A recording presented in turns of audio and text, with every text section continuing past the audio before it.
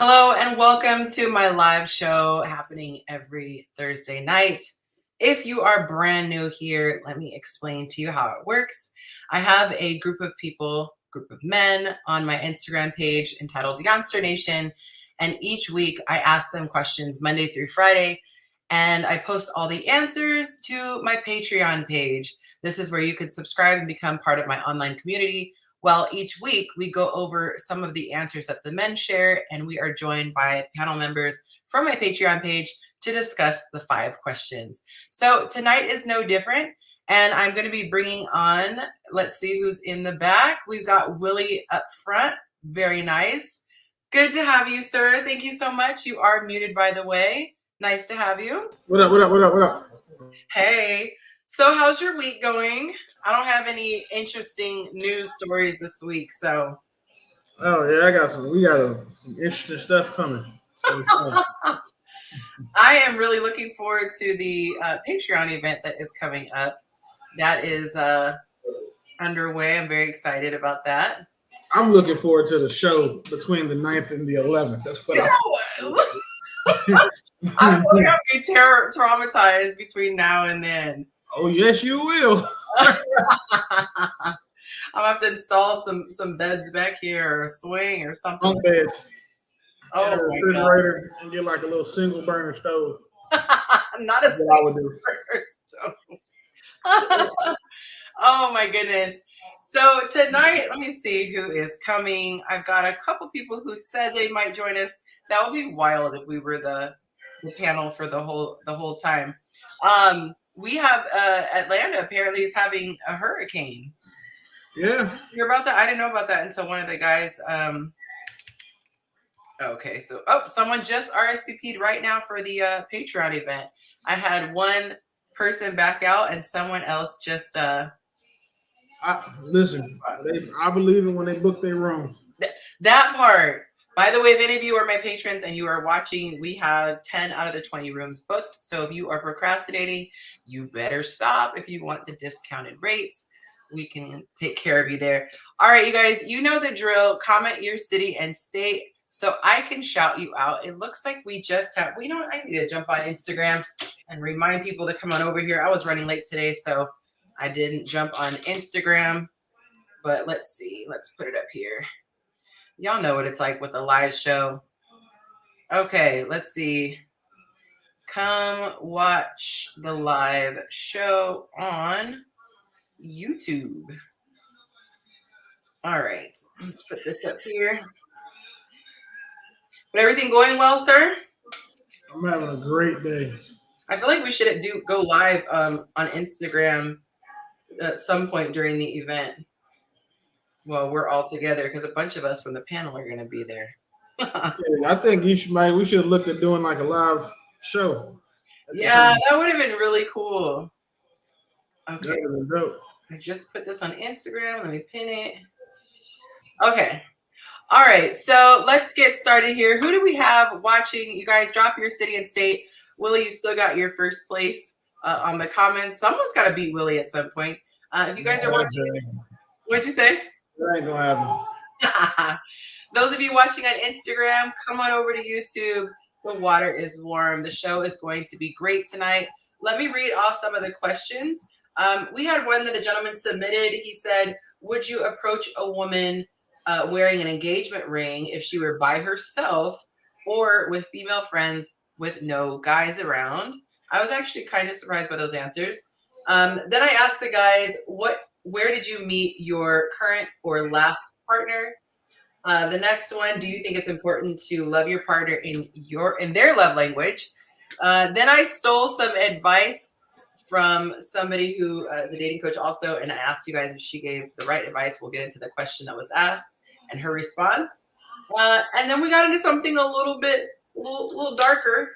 What is the most violent thing a woman has done to you? And I just remembered I threw in an extra question. What is the rudest way you have been rejected by a woman? So let me go ahead and add this in. Okay. All right. So let's get to the comments. I think I saw Kenny on here. Oh, thank you, Lindsay. That's why I was running a little bit late. I was trying to hurry up and get my hair did. Florida. Florida also. Okay, I guess that would make sense. Atlanta and Florida are not that far. Thank you, Shantae. We got to get her back on the show. Enjoyed her. Let's see. All right, here we go. Okay, so let's get into some of these topics. Are you willing to hold it down for the whole team for right now? Okay. All right, let's get into the first one. And let's see. Has everybody given their city and state? We've only seen like two. I know Lindsay is Dallas, I believe. I want to say Tay is Virginia, Maryland, DMV. We'll just say DMV, I believe. Kenny is asking how many joined the party. Well, we have maxed it at 40, and we just hit 40. And unless somebody cancels and we go to the waiting list, we are set with the 40 who are coming, and it's nice. It's pretty much half and half the last time I checked. Not Lagos, Nigeria, by the way, of Timbuktu. I really was like, who is that? And I saw who you were. Virginia. Okay, I was right. Very nice. All right, so let's get into the first question. Would you approach a woman wearing an engagement ring if she were by herself or with female friends with no guys around? There we go. I see my girl Heidi. Hey, Heidi. That's my bestie right there. She is tuning in from Riverside, Cali, West Side. Okay, perfect. Making sure I didn't skip any comments. So what are your thoughts, sir? Would you approach a woman wearing the bling bling? No, she got it. 9 times out of 10, no. Okay. It's not worth it. Janice is tuning in from Brooklyn, New York. I think I said it right. I know there were times where I didn't want to be bothered, and so I would put on a ring on my ring finger. So some guys say that it makes women approach more, which is crazy. It does for us. If we put a wedding band on, we get way more attention. I literally don't understand that. Like, what I've heard is that women say, oh, that's a guy who commits. But the thing is that he's committed already to someone. So even if, you had a chance, why would you want a guy who would abandon a wife? Like, that's crazy to me. I've never been attracted to somebody who's in a relationship. It's competitive. Like, you're not the type, but your type is rare as far as the mindset you have. But when bragging rights, you mean? They just want to be like, oh, yeah, like, oh, okay, cool. I took, a lot of women are like that. They're competitive. And then when I was married, I never, like, when I got way more attention being married because I had to be outside more.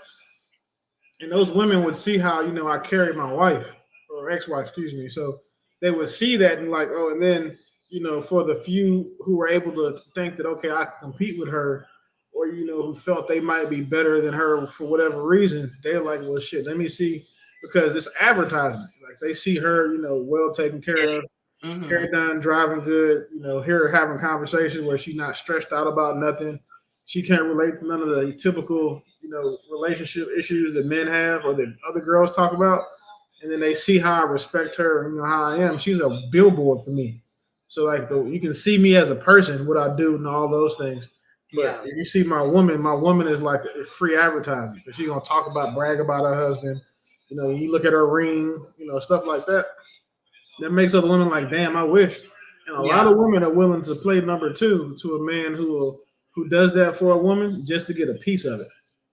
Yeah, that's one of the things that I had to, consider when I went public with my relationship, because that's something, I've never done, and I've always dated, but I've never publicized any, and Monte was just so excited. But then once he made his page open, he then had all these, and I'm like, why would you? And they're like all from my page. So look, that's what I say. I don't trust people at all. Like, if you have a hoo-ha, I keep one eye open. Like, I knew that was gonna happen when you posted them.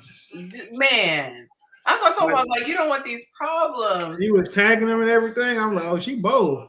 It was a mixed thing, because it was a compliment that he was very proud to be in the relationship and wanted to share it. But I'm so protective and territorial that I'm like, but it could come across like you're embarrassed person. It's like, no, not at all. A Pterodome, he said, Yonci! Hello, Tardone. Is it Pterodone? Tardone, I'm not sure. Thank you, Kaylee, for the compliment. I actually decided to comb my hair today, so that's nice. You know, every now and then I put a comb through it. So, you know, I figured I'd give you guys a little extra razzle dazzle, especially since I couldn't get my nails done after all. Ran out of time. So we're talking about approaching women wearing an engagement ring. So ladies in the comments, would you approach a man wearing an engagement ring or a wedding, engagement ring, a wedding ring? I doubt they're gonna say yes in the comments. They're not gonna tell the truth even if they would. I was like, I realize this is like you can see their name. So ladies, are you a home wrecker? Are you willing to risk being a home wrecker? Are you that girl? We got 3 people who are tuning in from Instagram. Come on over to YouTube. The water's warm. You can see the panel. You can see all the comments. You can see the captions and the banners and all the good stuff. So if you just want to stare at the side of my head, stay here. But if not, come on over to YouTube. They're getting all this left ear action. Okay, so let's get into the next question. Make no that makes no sense to me if you already assigned to someone to be your wife. That's what I'm saying. What the hell? All right, let's get to I always forget. So let's get to the submitted, the men's answers. Act like I've never done this show before. So let's see what the guys had to say. Would you approach? 8% said sure. 92% though said no way. All right, so let's get into some of the answers that the guys said. So this guy said, I'm normally chatty anyway, so I would. Sparking harmless conversation wouldn't be threatening to her marriage anyway. Though through regular conversation, I might uncover that the ring is just a fashion statement and she's single. They lying. I just feel like, I don't know. If it's a married person and like if I'm in a situation where I'm not available, I'm not talking to men at all. Like it's a state your business. I'm low-key like borderline almost rude because it's like you're being disrespectful. Okay, excuse me. Someone else said no. This is why I'm also thrown off that a lot of them argue to keep their engagement rings. It adds to the confusion. I don't get it. Keep engagement rings? A lot of them argue to keep like the girls who getting proposed to by 5, 6, 7 niggas and they keep the ring because they don't believe in giving shit back and they keep it as like participation trophies. But not wearing it though, right? I mean, yeah, they still gonna wear it, especially if they get married to a dude with some bread. He can give them a big ring. Yeah, they walk around pretending like they in the room, but as soon as they see a dude what they like, they put that shit up. Ew. Not girl, heck no. He said that's disaster waiting to happen. I wish you'd tell your fellow sisters to not approach men with wedding bands on because they're about as dysfunctional as a screen door in a submarine. About that? I don't know. Stay turning down single bras for married men. Why do they do that, Yonci? I don't know. Is the ring on? Regardless, is it 2 separate scenarios? Yeah, I don't know. Okay. Not ruining another bro's dream. No. If there's a man in her life who she's romantically involved with, she's off limits. That sounds like a healthy mindset. Not she's already tooken. Why the hell would you do that? All right, so I'm not going to keep reading, but if you want to keep reading, head on over to Patreon. Patreon is available at patreon.com/Yonci, and you can see all of the answers the men share. You can see all of the questions that I ask, and you can see them early and not have to wait for the show. If you are just tuning in and you have not said hello and dropped your city and state, how dare you? But I will forgive you. You can do that. All right. So let's continue on. Let's move on to the next topic. All right. And I forgot. If you are enjoying the show, please go ahead and hit that like button. If you are in the group chat, if you're on the chat. Chris Davis said he needs a link. Chris needs a link to come on. Oh, waiting for the link. Oh, hello, sir. DM me on Instagram and I will send it right on over, sir. We would love to have you on the panel. All the men from Yonci Nation are available to come and chat. We always need people to come and have an opinion, we got to balance out Willie. I mean, we can't let Willie speak for all men. Guys, come on. Okay. All right. So let me send this here.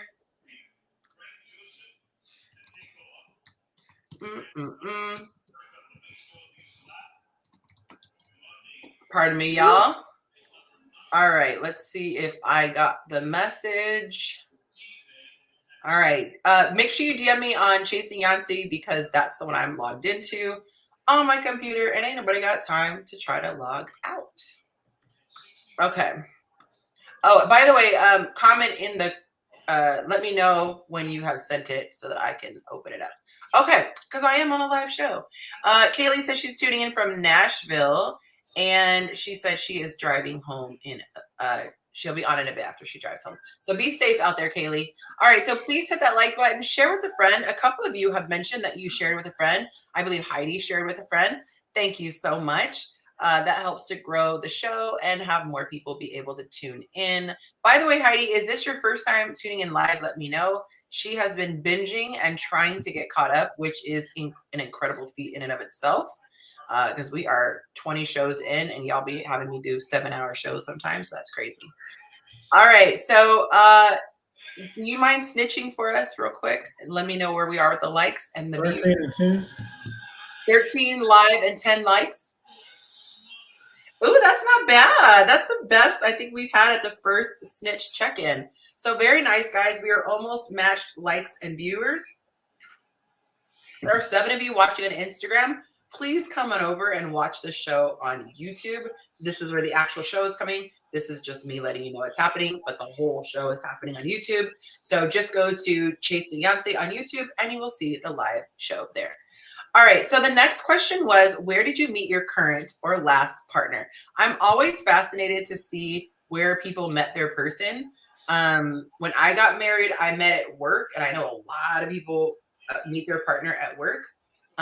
So I was interested to see, and then of course I met the love of my life here online. What about you? Where did you meet? I think I know where you. Yeah, we were. I was doing community service at a women's prison, and she had like 6 or 7 weeks left on her sentence. So Her orange jumpsuit did it for you, huh? nah, she would. She was in a camp, so she didn't have to wear the orange jumpsuit. They got track suits, so you know how y'all look in them track pants. Yeah, so it worked out. She a runner, but she a track star. She's definitely not a runner. She definitely is not a runner. I cannot. If someone wanted to meet you, where would they need to meet you? Me? Where would they have a good chance at meeting you? If you were on the market. Huh? If you were on the market. In their dreams, because I don't go nowhere. That's a fact. You be yeah. Like, I don't go nowhere, and when I do go places, I'm not going nowhere trying to do nothing. Yeah, definitely not. So.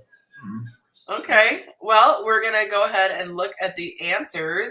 So the highest percentage, by the way, let me know. Thank you, Chris. Let me know in the comments where you met your significant other. Why don't I see it? He said he sent it. I don't see it.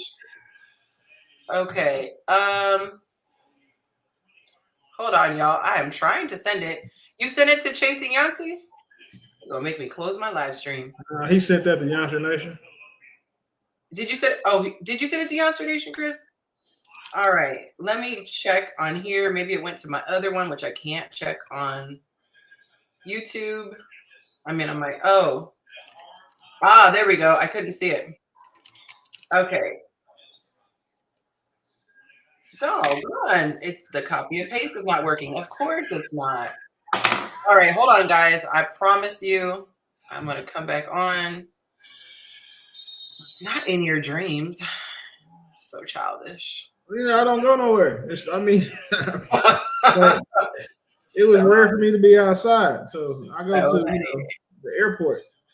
All right, so let me put this back up. Well, they had enough time. They had 20 minutes to get on the show, right? If they didn't know about it, that's their bad. Sorry, that didn't sound very nice. All right, so I just saw it. It was on me. It went to my other folder. Let's see.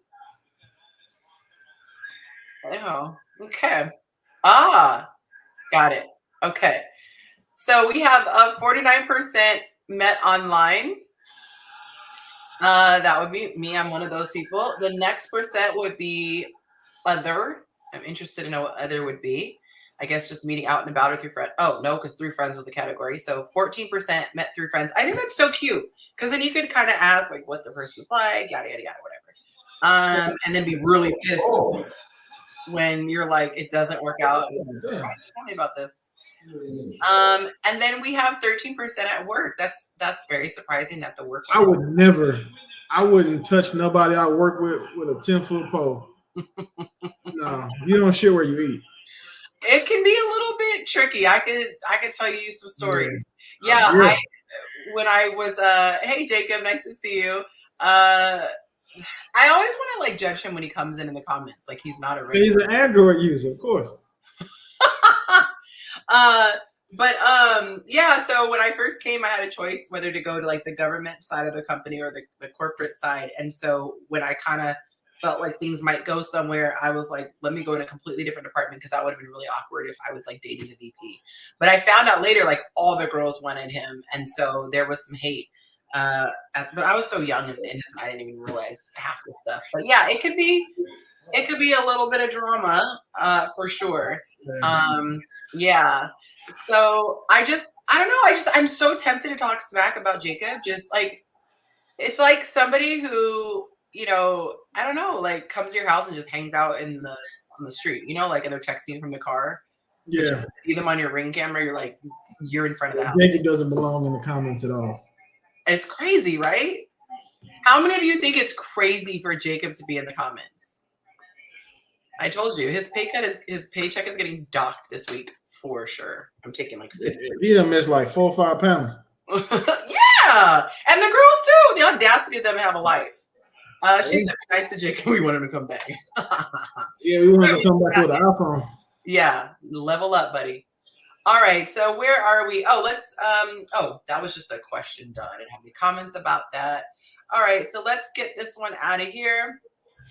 Our next question was, so bummed Jacob's not going to be there at the event. We would have had almost the whole panel there.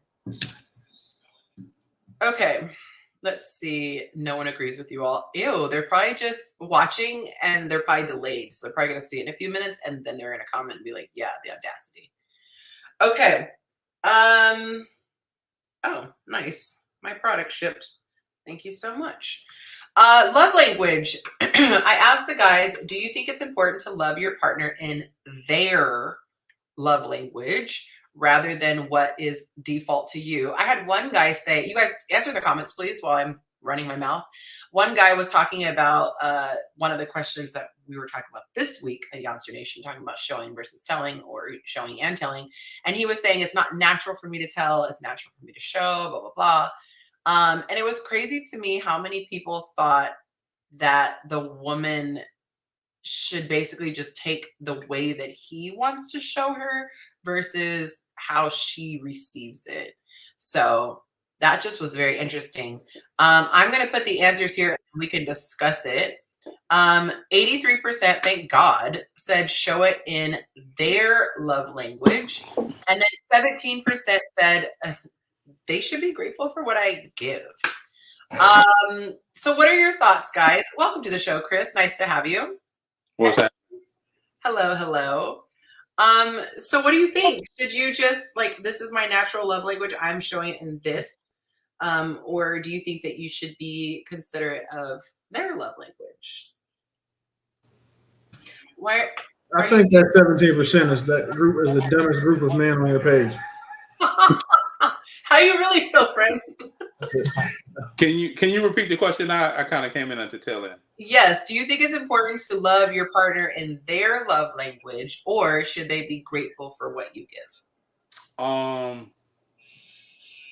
don't think that any person should be grateful for what they give, right? Because it that's like, oh, I just want to, I went to the store and I bought you a burger, but what you really wanted was, vegan.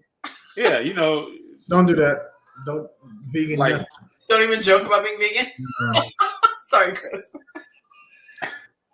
Yeah, or let's, we could, do vegan, but I think it's inconsiderate. I think that, the 5 love languages are basically saying that I'm thoughtful enough to consider you.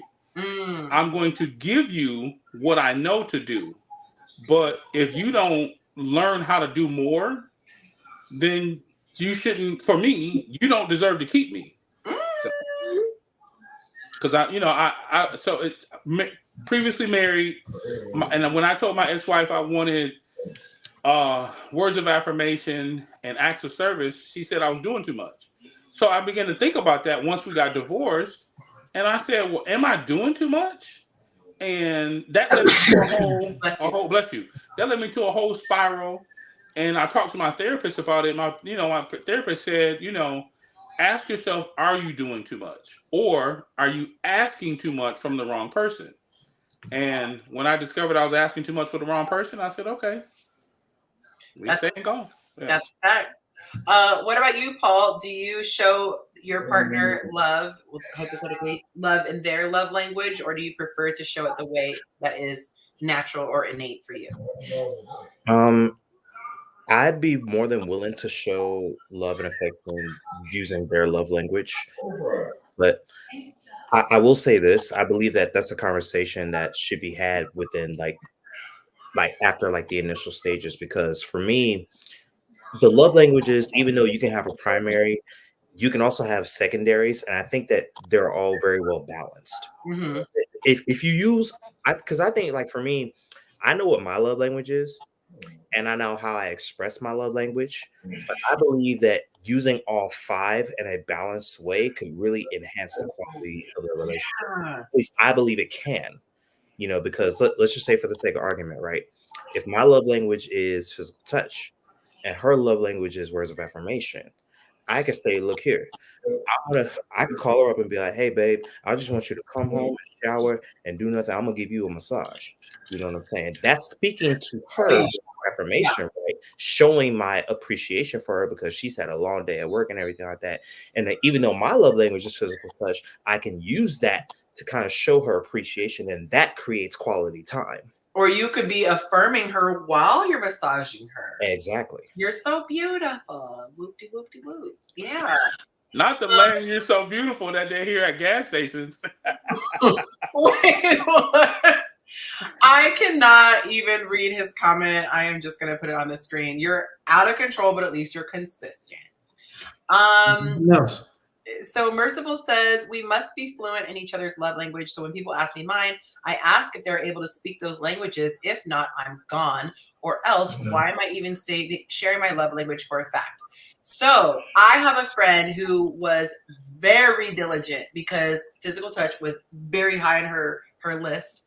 And she met a guy and asked him if his love language was physical touch. And he said yes.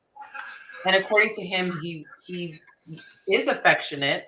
But when they actually started hanging out, it was not anywhere near her level. And so now she's like, what do I do? Because she has feelings for him, but she's constantly feeling like emaciated emotionally, when you want your love language. So what would you recommend to somebody in that situation? Do you think throw the whole person away? Or what's the deal? Go Gucci, ahead, you want to go guys. first? I don't know his name. He just got Gucci on his shirt. We'll call him Gucci tonight. No, he won't. My name is Willie. Your name is what? Willie. Willie. Okay. Sorry, when I put the titles up, for whatever reason, it cannot handle having words at the bottom and your names. But if I take away the words like this, then the names come up. It makes absolutely no sense. So apologize. So we have Paul on this way. On my right, we have Chris in the middle and Willie, who doesn't have a name up anyway, so it wouldn't matter. That's simple enough. I remember Paul and Willie. Okay. I remember 2 names. And I'm Yonci. So nice to meet you. What? Yeah. Crazy. Let the new guys go first. I'll clean it up. So what advice would you give if that was your friend? I really like this person, guy or girl. but their level of affection is nowhere near mine. Learn to Haley be says that they can't be taught. Move on. be willing to be flexible, because see, the thing is, I can cater it. Like if I'm over affectionate, and you're not a fan of that, show me how to wiggle with it, for lack of a better way of saying, because for me, you know, and this is where I say, be like all five love languages can be interchanged and can be balanced in a way, because you know, if their level of affection isn't where you want them to be, I guess if I'm a man and if I'm not doing it right, I would want my woman to show me, what's like, to tell me what to do, show me how to do it in the way that you would want me to do it, and then I can improve upon it. You know what I'm saying? Like, for example, a woman could say, I just want some flowers, right? And I will give you flowers, okay? Because you said you want some flowers. But now keep in mind, a lot of women would say, I don't want him to just give me flowers because that's the bare minimum. So if you're a woman, if you're gonna tell a man to give you some flowers, you gotta nudge him and be like, I don't want just flowers. Put a little extra Throw on it out. give me like a little card. Like for me, if a woman told me to give her flowers, I'm going the extra mile, because that's just how I think. I'm gonna give you not only some flowers, I'm gonna give you a fruit basket attached to that. I'm gonna give you a card attached to that. What about a plaid plaque with the letter of their name? That was my next thought. So that's just how I think. That's just me. No, and I appreciate that. I want to know. I'm going to ask another question, but before that, I want to know in the comments how many of you guys have gifts as a love language that's high on the list, because you can have multiple. I have questions specifically for the gift tribe. I want to get to this statement. So Lisette said, for the right person, it won't be difficult to show affection, and you won't have to ask for it either. This is the part that is, and I don't want to say crazy in like meaning derogatory, but it's hard for those of us who are affectionate to understand this. There are people who grew up without affection, and it is not a knee-jerk thing for them. It's so hard for me to wrap my brain around it, because I am like freaking Velcro on my person. If I like you, I am touching you constantly. And so I have seen, and it's so crazy. I literally attract so many men who grew up with like no affection in the house. And you see their parents and you see it's not. And not to say it's not a loving family, it's just they just don't do that. One of the girls I'm friends with, Shan, she did she has a huge audience, right? So she put out this video, and or Chantel, we just say Shan, but anyway, she did this video and she demonstrated how awkward it is when her new husband's kids are always trying to touch her. And that's how they grew up. Like they want to sit next to her, put their arms around her, and they're kissing and saying, I love you. And everyone's hugging before leaving. And it was so interesting watching her video, because from her perspective, it felt smothering. And I was like, I can't wrap intellectually, I can imagine, but it's hard for me to imagine that feeling. I can imagine that feeling from someone I didn't care about, but I can't imagine that feeling from someone who I do care about, because for me, I hear I love you, I love you, I love you with the touch. I can't keep my hands off you. So there's a whole community. And so the ladies a lot of people were in the comments saying, yes, I agree with her. It's a lot for me, even with my own kids. I have to remember to show them affection. And I'm just like, oh my God. But I feel like that's such a big thing. Like if you are an affection person, that is really hard to not be with a person who isn't, because you're going to read into everything and say, this is a perfect opportunity for this is a perfect opportunity for that, and start to feel resentful that they're not doing it. So that's a really tough one. What do you think, Jacob? If you were super affectionate, would you just move on from someone you were getting to know if you had started to catch feelings? Well, I'm one of those people that you talked about that didn't grow up in an affectionate household. Oh, perfect. Yeah. Perfect. No, perfect because you can articulate. I'm so sorry. Not like I like that for you. But no, and so, but having experienced it, I can't go back now. And so if I meet a woman that isn't, it just doesn't work. You know, I always tell the story about. Oh, you want affection, even though you I didn't grow want it. I can't deal without it. But I understand guys who may have grown up without it. I'm from, my dad was old school. You know, look, you crying, look, shake it off, put some dirt on it, keep it moving. Men don't cry. That whole thing. I didn't see my father shed a tear. I didn't see him shed a tear to his mother's funeral.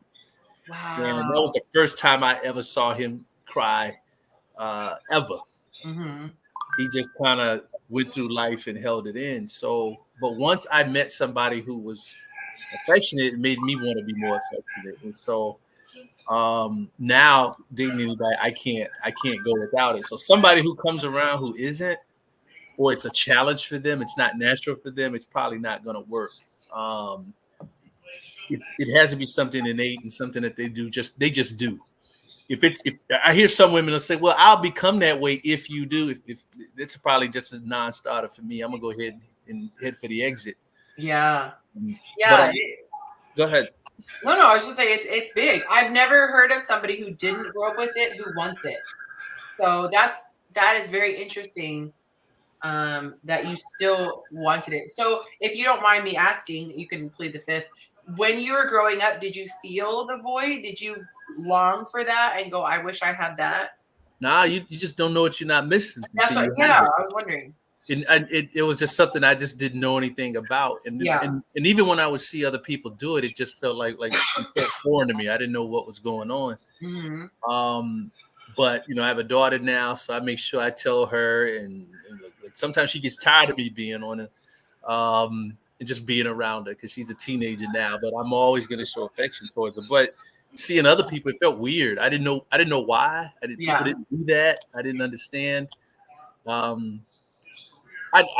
don't. It's just something we didn't do. But I can see the impact it's having kind of on my siblings.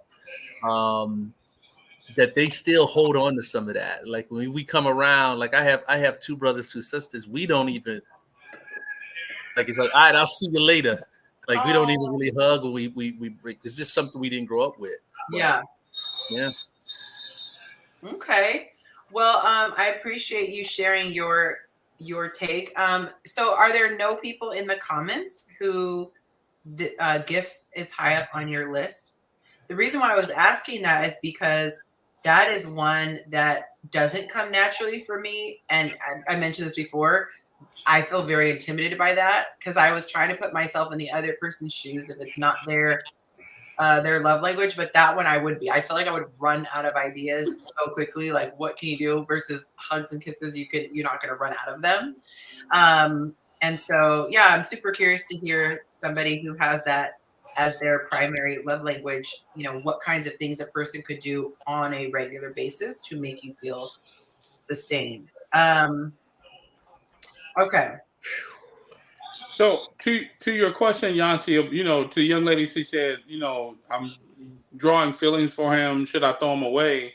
I don't think that if the guy that she's interested in, if they have values that match or their values align, you don't throw a person away just because, you know, they can't do something currently, right? Because I always use the example, when you were a child, when you were 6 months, 9 months, and you started to learn how to walk, you didn't quit, right? You're an adult now and you know how to walk. Like there's not an adult that started that without some type of, you know, medical incident or, you know, whatever, some type of other outside influence that caused you not to walk.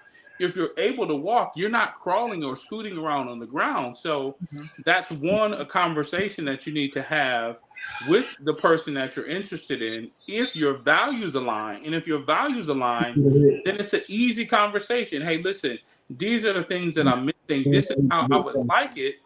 And, you know, can you begin to implement these things? And then when they do, just, you know, you got to really show your enthusiasm, right? Yeah. That's one. And then on the gifts part, not that gifts is high on my list, but I look at gifts like small things. Like if I'm at the grocery store and I know you like Butterfingers, and I'm there and I see one, I'm gonna grab it. To me, that's a gift, right? I'm not gonna buy you, you know, a bag every weekend or clothes every weekend. I look at gifts as things that are thoughtful because you like them. I got them for you. So that's what I would do since gifts is not high on your list. Okay.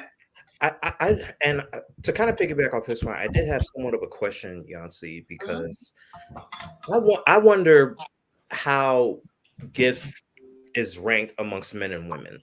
Like for me, gifts is low on my list. Like it's like fourth or fifth because I don't get gifts like that any damn way. I don't get birthday presents. I hardly get Christmas. If I get something, it's something small. I just tell people straight up, like, don't give me anything. Like, if you're not gonna give me something out of the thoughtfulness of your heart, just because you want to do it, just don't give me nothing. Yeah. Because I'm used to not getting anything. I'm not used to. I'm used to not getting gifts or getting anything. Because any gift that any person can give me outside of like a house or like something big, extravagant, I can do that on my own. You know what I'm saying? So gifts is low on my list, but I wonder if gifts are more higher on women's love language list because me personally, and this is just speaking from personal experience, I like to give gifts because I like to be thoughtful. Like I said earlier in my earlier example, if I'm giving you flowers, I'm gonna give you some cards. Because I like a package deal. That's how I shop. If I'm planning for a vacation, I'm doing hotel, flight, all because I'm making sure that everything is there. I like to plan things, so I'm very thoughtful when it comes to gift giving. But so if your love language, if your love language is gift giving, I could cater to that in a sense because I'm intentional and I'm thoughtful with my giving. So I think that would be a good question for you to ask your ladies. How high is gift giving on your words of on your love languages? Because I think for men in general, it's low. Like for me, it's fourth or fifth. I don't get no gifts. I don't care about gifts. Don't give me nothing unless you just really want to. Like a random cash app, all right, fine. Because I don't have the energy good enough for people to appreciate me. And that's sad to say, but it's the truth. Yeah. Let me try this, Yonci, before you ask the ladies. Because gifts is low on my list. However, when I get a gift that really means something to me, one of the best gifts I got from a woman was actually boxing lessons. It was the desk decor. Come on, stop fronting. I thought he was gonna say some vagina, but he said the boxing lessons. So yeah, I try to be serious, but no, it was a gym I had been. I said, man, I want to try that one day. I just kept riding by it, and for my birthday, she gave me. It was practical. Like it wasn't expensive. It was just like she got a membership, bought some new hand wraps because mine were old. And I was like, man, that was really cool. Like she was listening to what I really wanted, so that was really dope. Membership was only she bought I think 3 months. It didn't cost much, but it was the fact that I got something that, she knew I would enjoy. Mm-hmm. And she even came, a couple times to the gym, which was really cool. So it was inexpensive. It was close by the house. It's just something I had been meaning to do and I just didn't do, but it meant a lot because it was something I really wanted. I think I know that I appreciate gifts. I'm not apathetic, but I don't feel, I guess, love. It doesn't give me a butterfly feeling the same way, it's being touched or someone, saying, oh, you look beautiful, or I love you. Or even doing something for me, like making me breakfast. I appreciate it, but it doesn't give me that, ooh, exciting feeling. I've gotten jewelry and felt zero emotion. And then I know women, you give them a necklace and oh my God, they'd be floored. You could give me an actual $10,000 necklace and I would just be like, that's so nice. I might think it's pretty, but it's not going to be like, oh my God, he loves me. It doesn't, those two things don't equate to me. Like love and gifts don't go together. It's just really thoughtful. That's exactly why I posed the question. How high do women put gifts on the gifts? Because as you just said, I could buy you a necklace. You can get a necklace. And you could think, oh my God, that's really nice. But if it were me giving you that gift, so just for the sake of argument, if it was me giving you that necklace and you said, oh my God, that's really nice, I really appreciate it, but you don't feel the love, I would feel disrespected, for lack of a better way of saying it. I would feel like, well, damn, she just glossed over it like I didn't put no thought or no intention behind it. I try to be careful with what I give. Like, I'm not gonna lie to you. I've never bought a woman jewelry before, because for me, if I'm buying you jewelry, you're special. Like, straight up. See, like, if you it's not I've never even bought my mother's no jewelry, like never.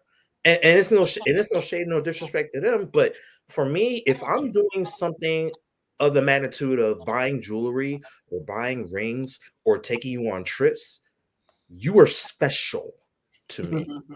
And I want to be able to share that energy, but I can't do that just yet because I'm still working on myself. I'm still in my healing process. Yeah. So me taking my last 2 weeks, not coming on this platform and really figuring some things out, I'm on the up and up.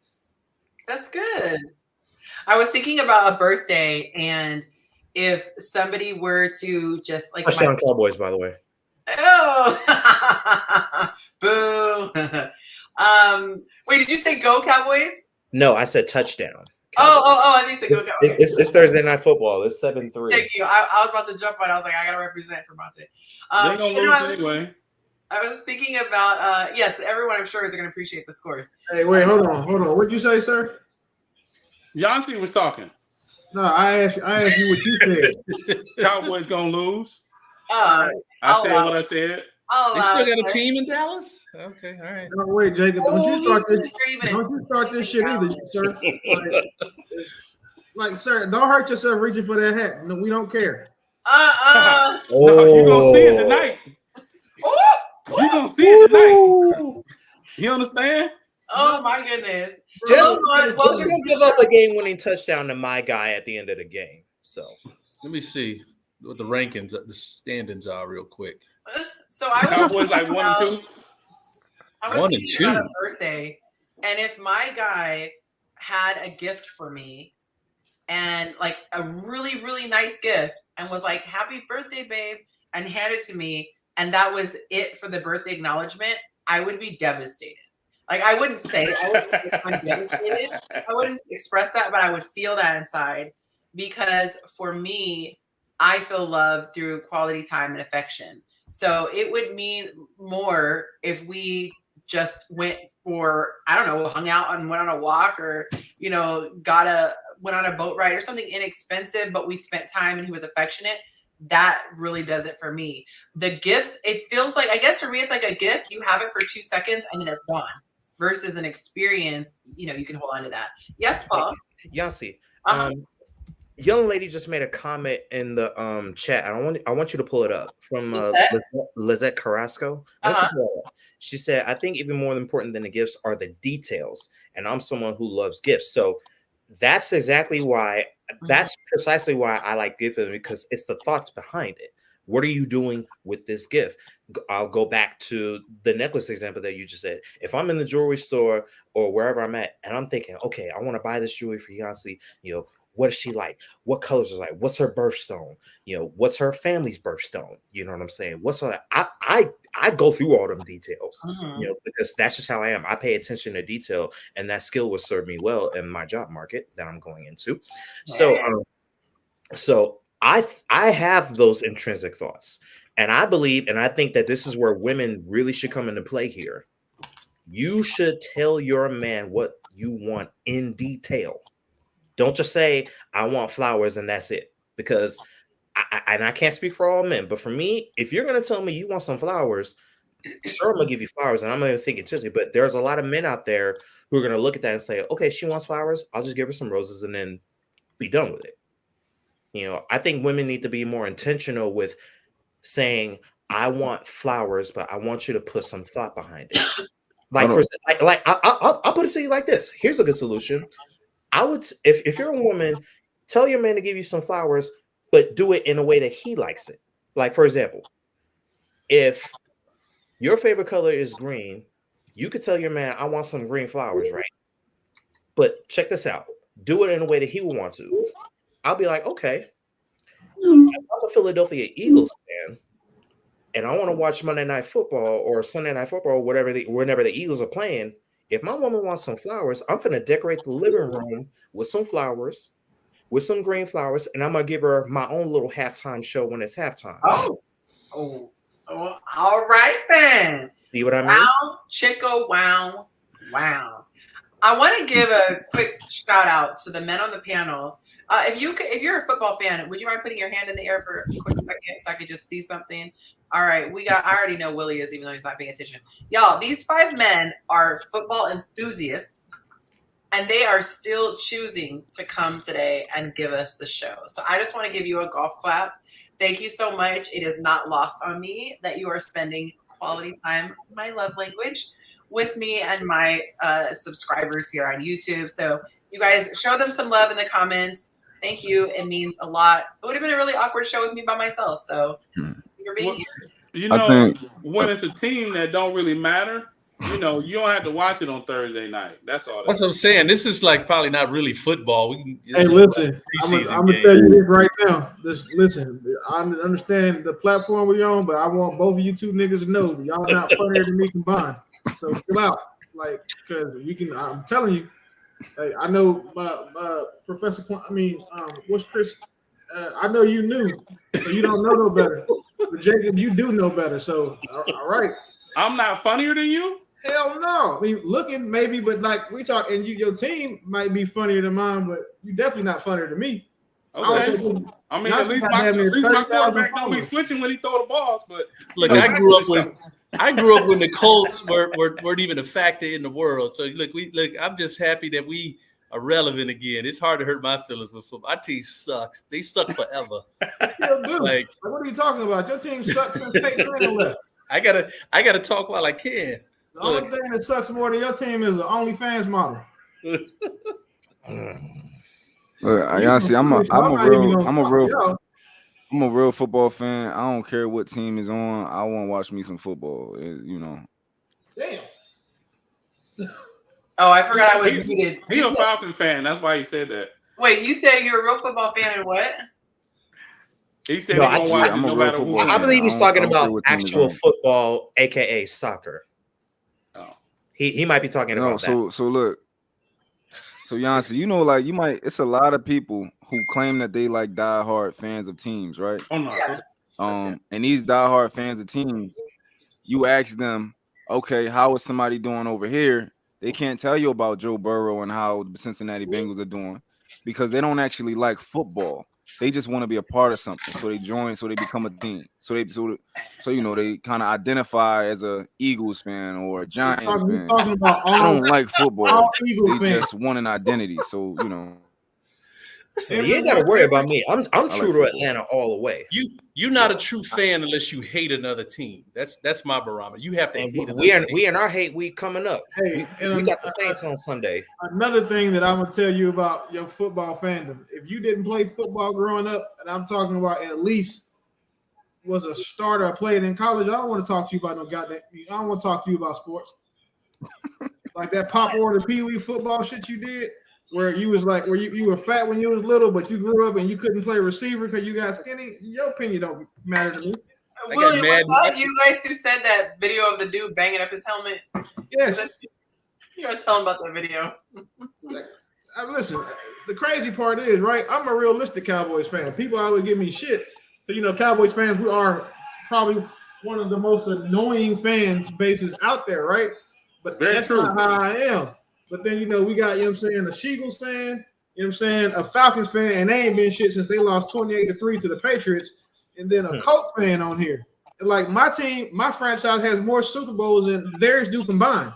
So my point is, boy, I tell you, they be yelling that Hall of Fame. I don't even say nothing. I just let these people talk. Like, bro, you're a Falcons fan. You can't say anything to anybody about sports. Y'all ain't been shit since Jamal Anderson played or Warwick Dunn played there. And then, bro, when was the last time y'all won a championship, though?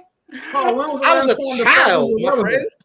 Yeah, that's cool, right? The cool part is, right, my dad took me to the Super Bowls. Where does your dad take you for the Falcons? My dad's a Cowboys exactly. fan, so you got to worry about that. Exactly. And then Jacob, sir, you're a Colts fan. Every All one of day your long. Colts end up with neck issues. So y'all keep them on their back, just like an Only Models fan. And bro, you're an Eagles fan. You know, I do that before you reach for that hat. Because you look like an Eagles fan, bald head with a beard. And your beard is gray because you stressed out because your team is ass. So if I didn't shave my beard, would I look my like an beard is Eagles gray fan? because I got a You lot of shaved weight. your beard, you like a serial killer. I'm talking about bro from saying it's an Eagles fan. Like, I knew you was an Eagles fan before you said something because you look like AR-Ab, like you stressed out right now. Sure, I'll take that as a compliment. I look like a What killer. love language is this? Market, you know what I'm Okay, we're losing all our female viewers.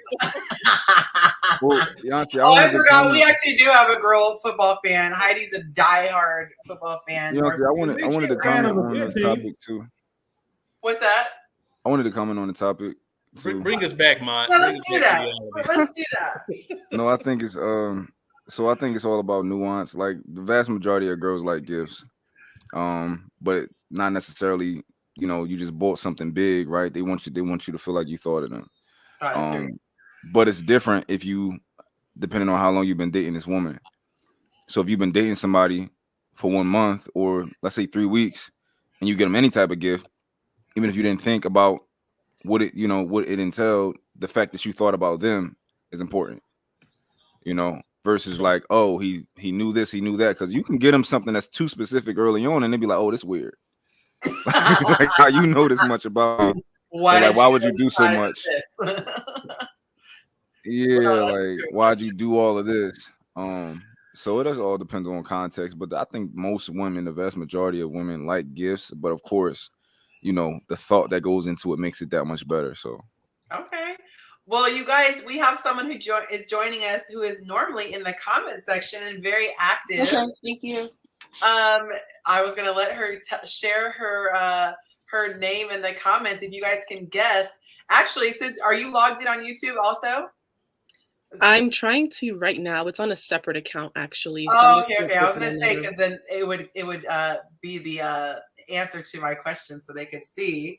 But let's see if you guys can guess who she is. She's always in the comments. She's one of our most active participants, and so we'll let you guys guess for a little bit. Oh, dang! He was quick. How did you get it so fast, Cam? So fast. Wow! Good job, Cam. We have Dark Cloud, also known as Falake, and I'm always asking her if I'm saying it correctly. So yes, you are. You are. Yay. Very, very cool. Okay, so very cool. I did not think you would get it that quickly. We're going to move on to the third, or it might be the fourth question. All right, so let's see where we are. Oh, by the way, before we go, what is your primary love language, darling? Like quality time. Okay, very nice. I always say that's my gateway. By the way, guys, if you are enjoying the show, especially if you just want to do a love offering, feel free to send some love over via Zelle. You can find me at contactyonci@gmail.com. As you will notice, I no longer have Cash App listed because Cash App is now forcing me to pay a fee, and I ain't about to give them no coins. So if you guys want to show love and you want to, especially if it's a love offering, aka you're not trying to extend the show, you just want to give out of the kindness of your heart, feel free to do that, and then let me know in the comments that you did. Make sure I don't miss it. Wow, Cam got it, and he's in traffic. That's pretty fantastic. All right, so let's move on to the next one. Did the coach give the right advice?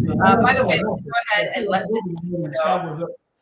For a second, you guys can see if you do want to follow anyone, you're welcome to. Falake, if you want to put your Instagram name, you're welcome to do that in the headline. But we have Mont joining us. Mont, let everybody know that you're there with a wave. This is Mont if you're just joining the show. We got buy her an Android phone, also known as Jacob. Hey, Jacob. Y'all, from the last time I checked, he is single. So if you want to slide in his DM, oh well, because he doesn't have any information up. But he might just drop it in the comments if you're lucky. We got Paul. Paul is our resident snitch. I say that jokingly. I ask everyone to snitch each week and let us know where we are on YouTube. And he is faithful to update us with the score on football as well as on YouTube. Thank you for doing that, Paul. Why am I blanking on the other guy's name? Oh my God. Who's the other guy who always does it? He always texts it. And he always watches super late. Kenny. Oh, Kenny, thank you. I'm like, how am I blanking on his name? So between Kenny and Paul, we're set. Paul, say hello to everyone, please. What's up, y'all? And if anything has not changed, Paul is single and ready to mingle. So slide in his DM if you dare.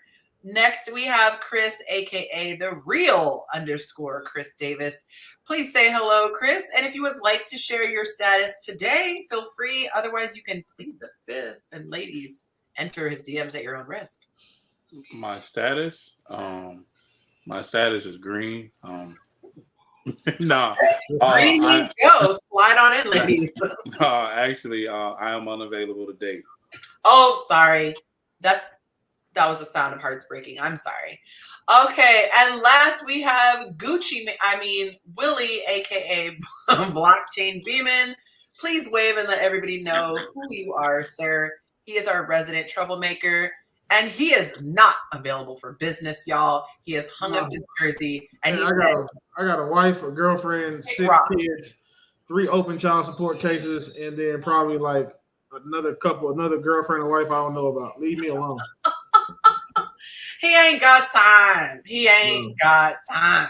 Nope. If you can handle dating someone with an Android, feel free to reach out to Jacob. We have tried, ladies, to do our best to bring him up to FaceTime speed. But as of right now, he is not signing up. Just use a condom. Just use a condom before your private parts turn the same color as text messages. Wow! Let's get into number 4. Oh, let's just keep going. Jeez Louise. Can you guys tell we hang out way too much on this show? Okay, did the coach give the right advice? Here we go. We're going to do some dramatic reading here. This is what the lady submitted.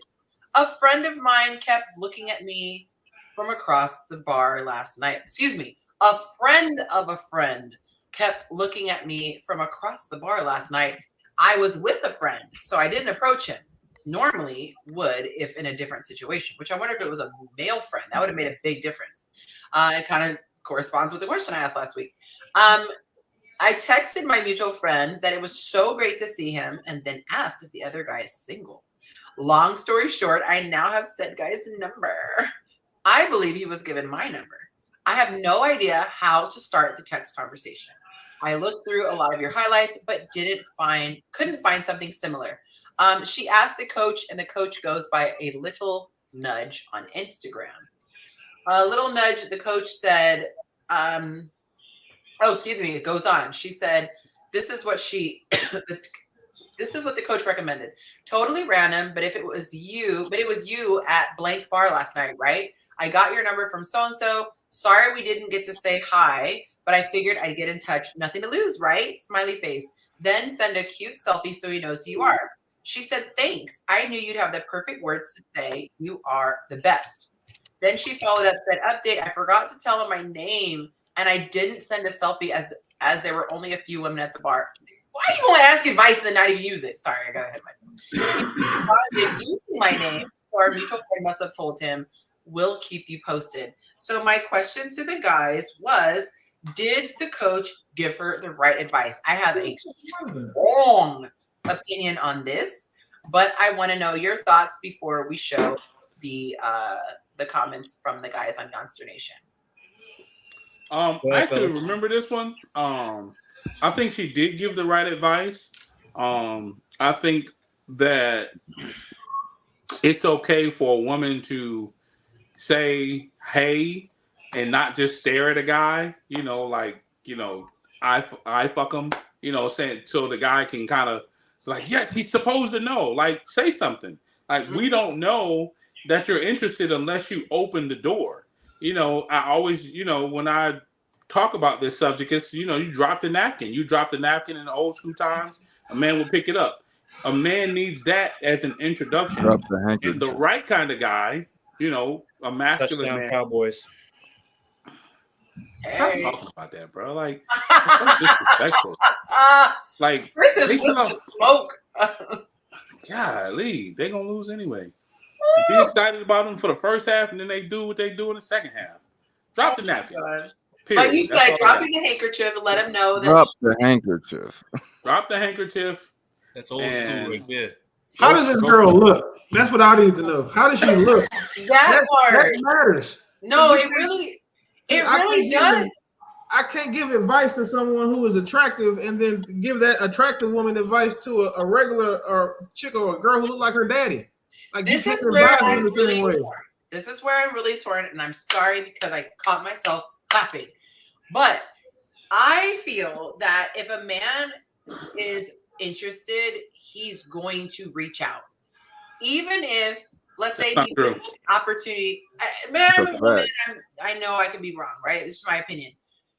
That even if he wanted to ask his guy friend, because he knows, hey, what's up with so-and-so?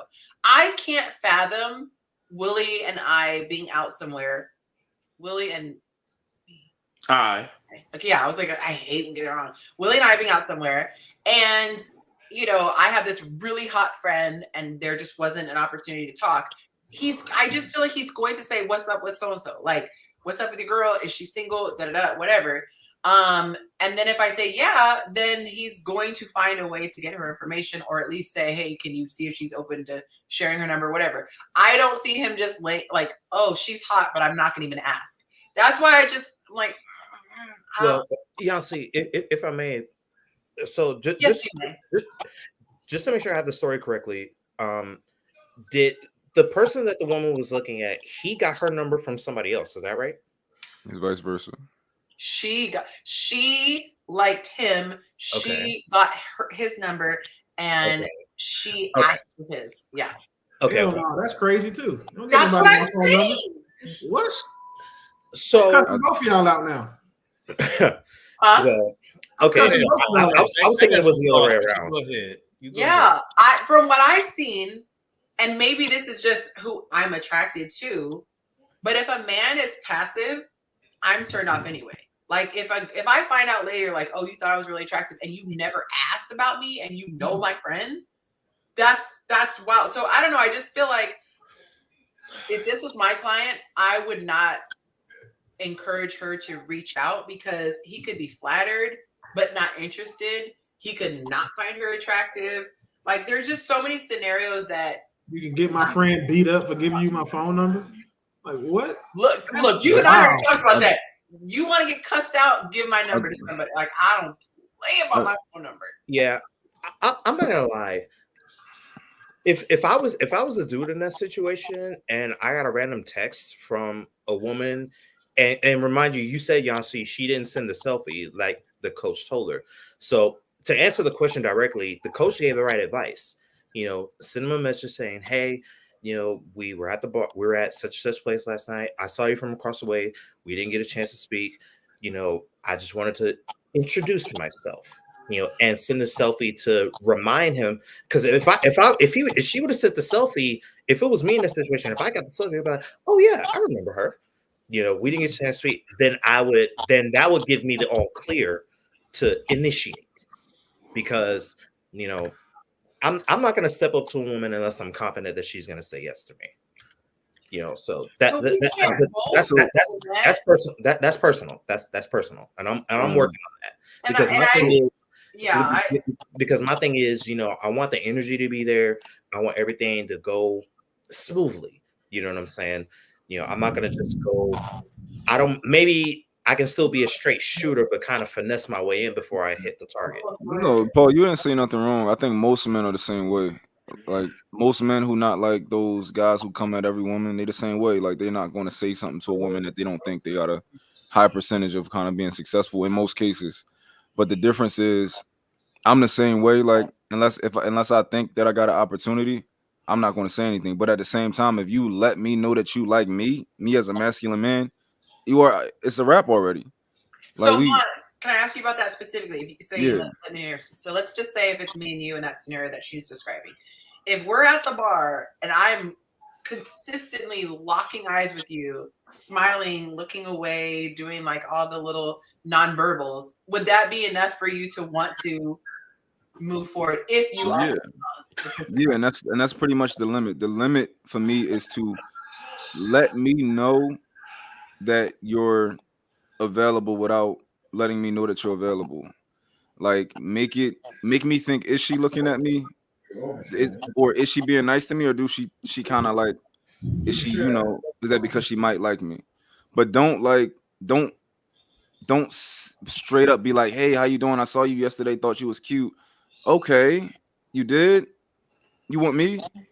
Oh, I'm the prize, pretty much. Like, and you about to get what you want. You about to get your prize. For 8 minutes. And I'm just like, yeah, you gonna get your prize. You ain't gonna get like, life, but we going, we gonna you feel and I me. are very aligned on most of these types of questions. I am so for staying in my lane, and I'm so for allowing the king to stay in his lane. Don't you pass me. Don't give my phone number to nobody. Nobody. Like my friend knows. I'm not gonna lie, like that's cool. Hold on. So like, I'm not ever going to let my friend ever give my phone number to nobody. Like that's like snitching to me. And then two, if the girl was fun, I'm not trying to be funny, but you know how I can know this girl's ugly? Because an attractive woman wouldn't have been scared to go talk to him. Facts. Wait, wouldn't have been scared to go talk to him? No. Pretty girls walk up and talk. They get tired of niggas talking to them. So if it was a dude, if she was attractive and the guy was fine, like they know what to do. It's not very many attractive, awkward women on earth. But I don't think it has to do with awkwardness. I think it's about them feeling like it's not my job. I'm saying that even if that was the case, though, if she's attractive, if she likes that dude, she'd have put herself in front of him. And not trying to be funny, but if you put an attractive woman in front of any man on this panel and he sees her and he wants her, we're all going to speak to her or do something just because of how she looks. And if she had to go do all of this shit, I'm telling you, I'm never wrong here. But, if we can get a picture of the young lady, I really appreciate it. But I'm telling you right now, at best, she's like 5'4", $190, and a $190 is crazy. $190. I think I'm, a little cute. I've never approached a man. You shouldn't have to, but when you wanted a man, though, you put yourself in his way. That's different to me. That's why I clarify with mine. Like, are you talking about me going up and be like, I find you attractive, or flirting with him, finding excuses to stand next to him, and laughing? That's the thing. Find an excuse to step up to him. You know what I'm saying? I would not say it. Yeah, like for me. I'm not gonna hold you. I think if a woman is that confident, I think she's fast. If a woman is that confident, I think she's promiscuous. Like, so here's the thing, y'all. A lot of women don't know how to position themselves to be seen, and that's like the number one problem. They don't know how to position themselves. Like, put yourself in the place for a man to pursue. Like you've seen for the last 5, 6, 7 years. Well, where do you find the good men? Where do you find the good men? Men are everywhere. You just don't know how to put yourself in the position when we show up, how to get our attention. So that's the problem. It's a little deeper than that for women too. Because the women that say there are no good men, there's plenty of good men. It's just the men they want don't want them. So I'll give you 3 tips, which I don't normally do. Y'all know I'll be stingy with my information. I'll be like, come to class for this. But let me give you some tips. We already said some just a second ago, but lingering eye contact. You look dead at him until it's almost uncomfortable, and then you look away. You can give the nervous energy, like playing with your hair, playing with your clothes, like fiddling basically. Smiling is huge. And this works so well if you don't want him, do not make eye contact. I mean, you almost need to look like a servant somewhere, like not making eye contact if you don't want a man to come over. Because if I look at a guy, he's coming over and talking. It is an invitation, like, hello. See, I'm gonna try to thread this needle a bit. So once I'm gonna say this. I think some of y'all been, Yonci, you've been pretty too long. You don't know the struggles of an average girl. So no, I was a very late bloomer. You've been pretty too long. Like, so let me say this. I agree with my brother who said women have to know. You have to know you and how to put yourself in the right situation. Like, some women are funny. Some can flirt with their hair because it's just so fabulous, like tonight. And they can do these types of things, but everybody can't. You got to know who you are and what you can do. Like, wait, what you're saying that there are some women who can't give eye contact? There are some women who can't. They don't. They can't. I think it's Android glitch. Sorry, Jacob. What'd you say? It's a hurricane outside. I'm in Atlanta. It's the weather is Why tripping. don't you go to Atlanta right now? So first of all, my daughter's on one. I live in Atlanta. Shit. Because It's raining here all day. I live in Atlanta. We're not gonna do that. Get you an iPhone. I'm on that iPhone signal is strong, Chris. I'm on my Android. I'm on my computer. You know how you know this lady? So I'll give you this. If the lady is attractive, right? Remember how I told you like most hyper attractive women are terrible in bed? I guarantee you she's gonna be a starfish. You and these percentages. I'm telling you, like I'm not wrong. Like if that's actually true. Women that are more attractive are less active in bed, and women that are bigger have to overcompensate. They know they got to participate. The pretty girls know most dudes are just happy to be there. So we're going to try to go in there and dominate, you know what I'm saying, leave an impression so we don't end up on the wrong side of the group chat. But the girls who are like, you know what I'm saying, less impressive, they're way more participatory, and they be doing the extra stuff. For the most part, this is a rule of thumb like that he's saying, but there are some girls who are attractive and you'd be surprised how nasty they are. Obviously, yeah. Because it's some girls you'd be like, dang, why are you a hoe? Like you're so pretty. You probably told vagina before you came here. Hold on. Rewind the tape. Listen to the two extremes. So Willie is saying not participatory. She's a starfish. She's a pillow princess. And then Mont is saying the person who's really involved is a hoe. Like, so is it good to be a pillow princess then? No. I like how we're saying. I like Mont is saying different. In guy term, he a hoe. He not saying it to you. Like we understood what he was saying. No, so for me, so it's a positive thing? Yes. No, for me, I like the pillow princess. For me personally, like I like the girl. Wait, but he not talking about a pillow princess. He's talking about somebody that's boring, who don't even know how to arch a pillow princess. That's a starfish. Like, yeah. Wait, so a starfish is worse than a pillow princess? Yes. I thought you gotta try and push their back down. No, I thought that was synonymous. What's the pillow princess? I thought she was a starfish. No, they're not synonymous at all. Help us who don't know the difference. Sorry. Listen, have you seen a starfish before? Like, just look at think of a starfish, right? No, I very clear on what the starfish is. I thought that princess was a pillow princess. She lets you do everything, but she holding on to the pillow, so you can be back there trying to drill her stuff. You can put her in whatever position you want to, but she definitely gonna hold on until she gets. That's cool. We're okay with that. I thought it was the same thing. Nah, hell no. I thought she was just being a princess on the pillow all taking No. Yeah, she's still taking it though. And she's talking, she's following instructions. You know what I'm saying? She's not saying, I don't want to do that. My knees hurt. Or like, I don't have ankles. Or like, no, my head, like that's ankles. So then what's the difference between a woman being what Mont called her and a pillow princess then? Like if you super fine and you super nasty, you've been doing that on film. Like or something like it's not you got practice, right? It's a fine line you got to cross. Like you can't be, you know what I'm saying, a 9 or a 10, Yonci, close your mouth, and also be a 9-10 nasty. That 9-10 nasty shit is for like a 9-10 who is in love with you. But if you come off the rip and you a 9-10 nasty, I'm talking about two hands. Okay, I was gonna say so off the rip. Wrong. He's not off the rip nasty is different from we're in love. I want to have your baby. Off the rent nasty tells me you need your rent paid, and I'm soft now. And I'm in California, and it's $4,000 a month. I mean, it's $4,000 a month here, so I mean that's like California's been caught up with. But if you off the rip nasty, I feel like you might do this for money. So wait before welcome we to the show, Palake. Before we lose the point that I was trying to make is. The internet went nuts here for a second, but seriously, I think some women don't know how to. Hey, they don't know how to. They don't know how to put themselves out there. Yeah, T-Mobile. I think a lot of women don't, and again, Yonci, I'm using you as an example. I think you've been just getting over too long. You too pretty. Every woman don't have that option, and you got to learn what works for you. And explain that. Sorry, some women they're just some women that are just attractive. They don't have to try hard, and they just show up. Men just come to them. They're that fine.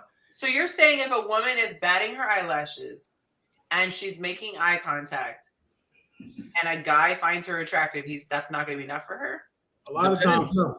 So you gotta think like so. Women don't do that now. Women who typically are very pretty, right? They typically like a specific type of guy, right? And this is why all of you guys with all that energy and all y'all like y'all not really going to get the best woman. The best woman want that guy that's not talking to nobody, that seems standoffish, that didn't even look her way, right? You speaking truth? That's the guy that they want. They don't want the guy that's like, oh, no, they want the guy over there that look like who care less about anybody that's in that room. He's just there. Exactly. That's the guy they want. So they not always gonna be that confident to talk to that guy because they be like, all these niggas done look twice at me. This nigga ain't look at me once. Like he ain't even look my way. And he might have looked at you, but he gonna make sure that you don't know that he saw you. If you pretty, a man gonna see you. Like if you look good, he saw you. But he making sure you don't know that because he don't want you to think that like I'm not on your, you know, I'm not one of them guys. I'm not about to. I get pretty women all the time, so it's not like, you know. So another thing you can look at for real pretty women, fellas, is their knees. The girls who's like real pretty and still get wild, they were active as kids. They were probably tomboys, so they got scars on their knees and legs. If a girl's knees is too clean, I'm telling you right now, bro, she's gonna be a headache, expensive, and she's not gonna do nothing you want her to do.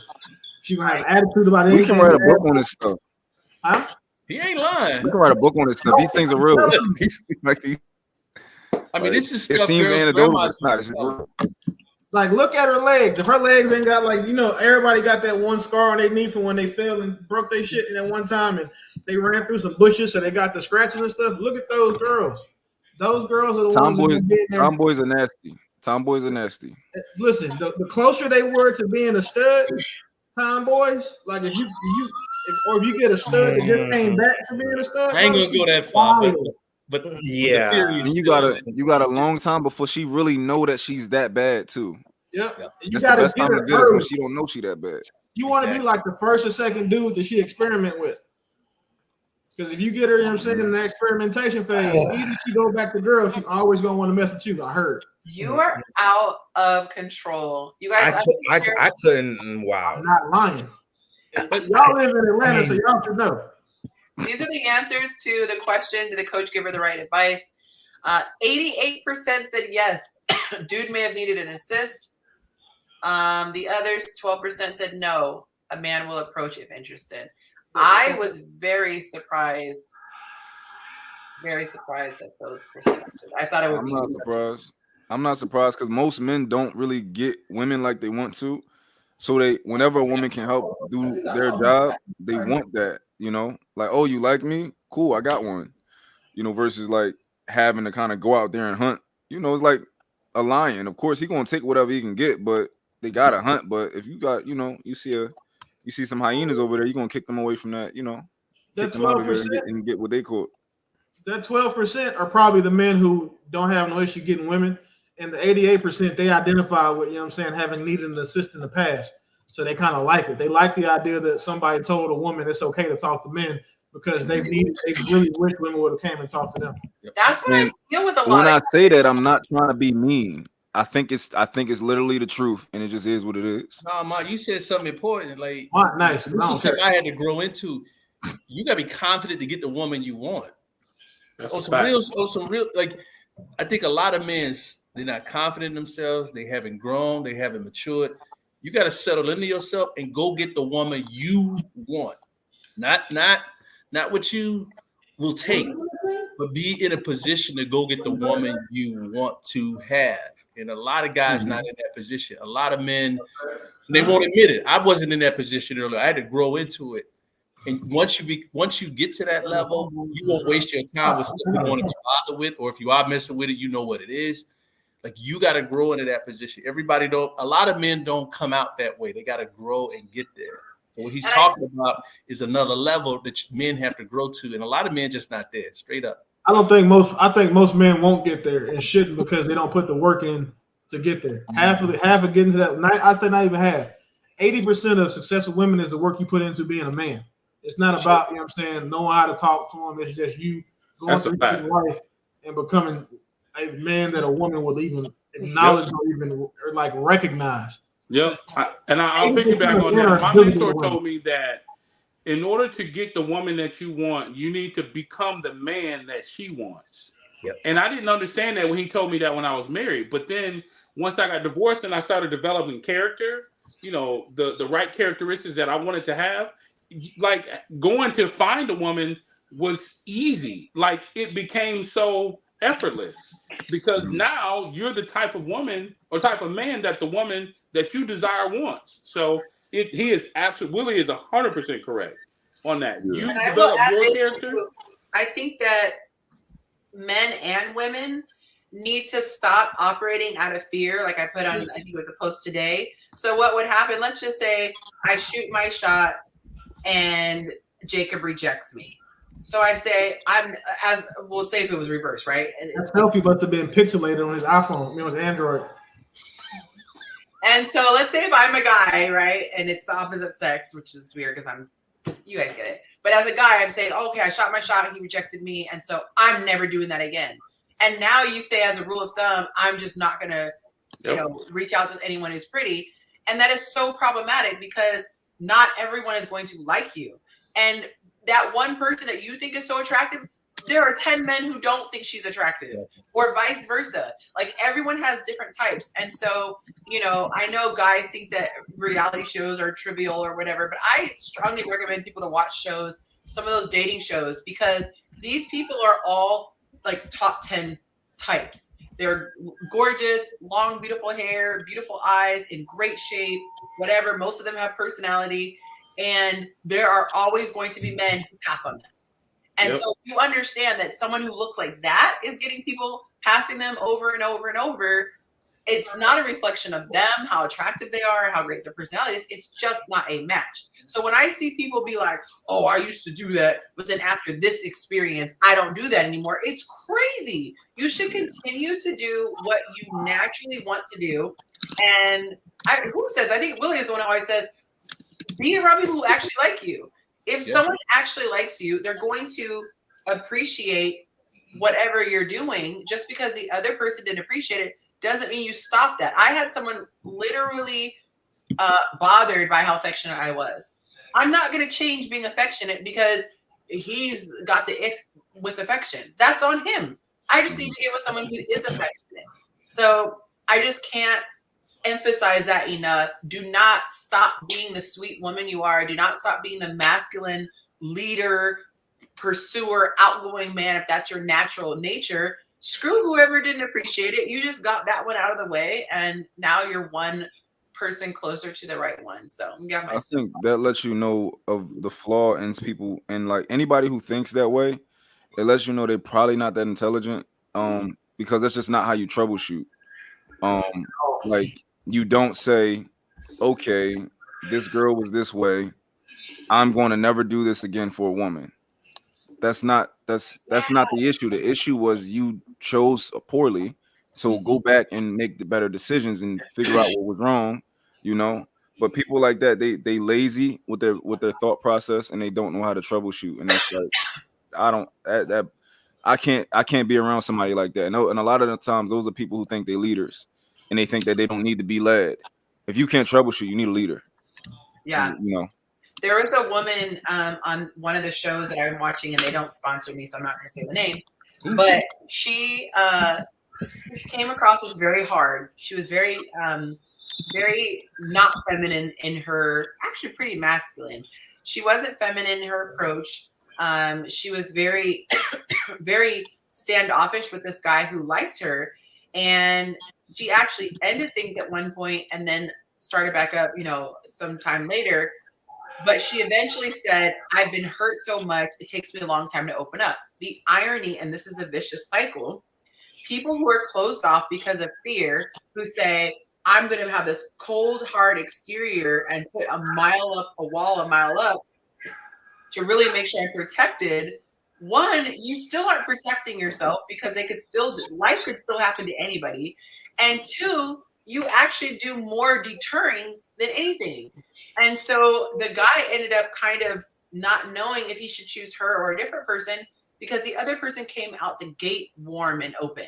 And so the guys were saying to him, like, hey, this girl, you got to this place in just 2 days, took this other one 2 to get there. So the things that you think you're doing maybe to protect yourself is actually turning a woman off.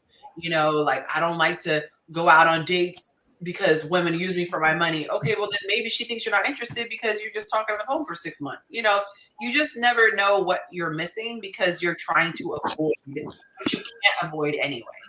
It's gonna happen no matter. It's like them women who say like, "Oh, I did this for a man, so I'm not cleaning until I'm married, or I'm like not cooking until I'm married." Like, have you lost your mind? And none of them are fine, bro. That kills me. Cooking and cleaning are life skills, not gender roles. I'm sorry to cut you off. I wasn't trying to. But also, if you're not cooking and cleaning, or doing anything that you think that I would appreciate, you got money? You about to buy me something? You about to go drop a bag on me? What you going to do? Yeah, because cooking and cleaning are right. How are you going to show me that you those are life skills that you care about? Those, you're right, Paul. But those are also things that a man expects from his woman because they are gender roles in our society.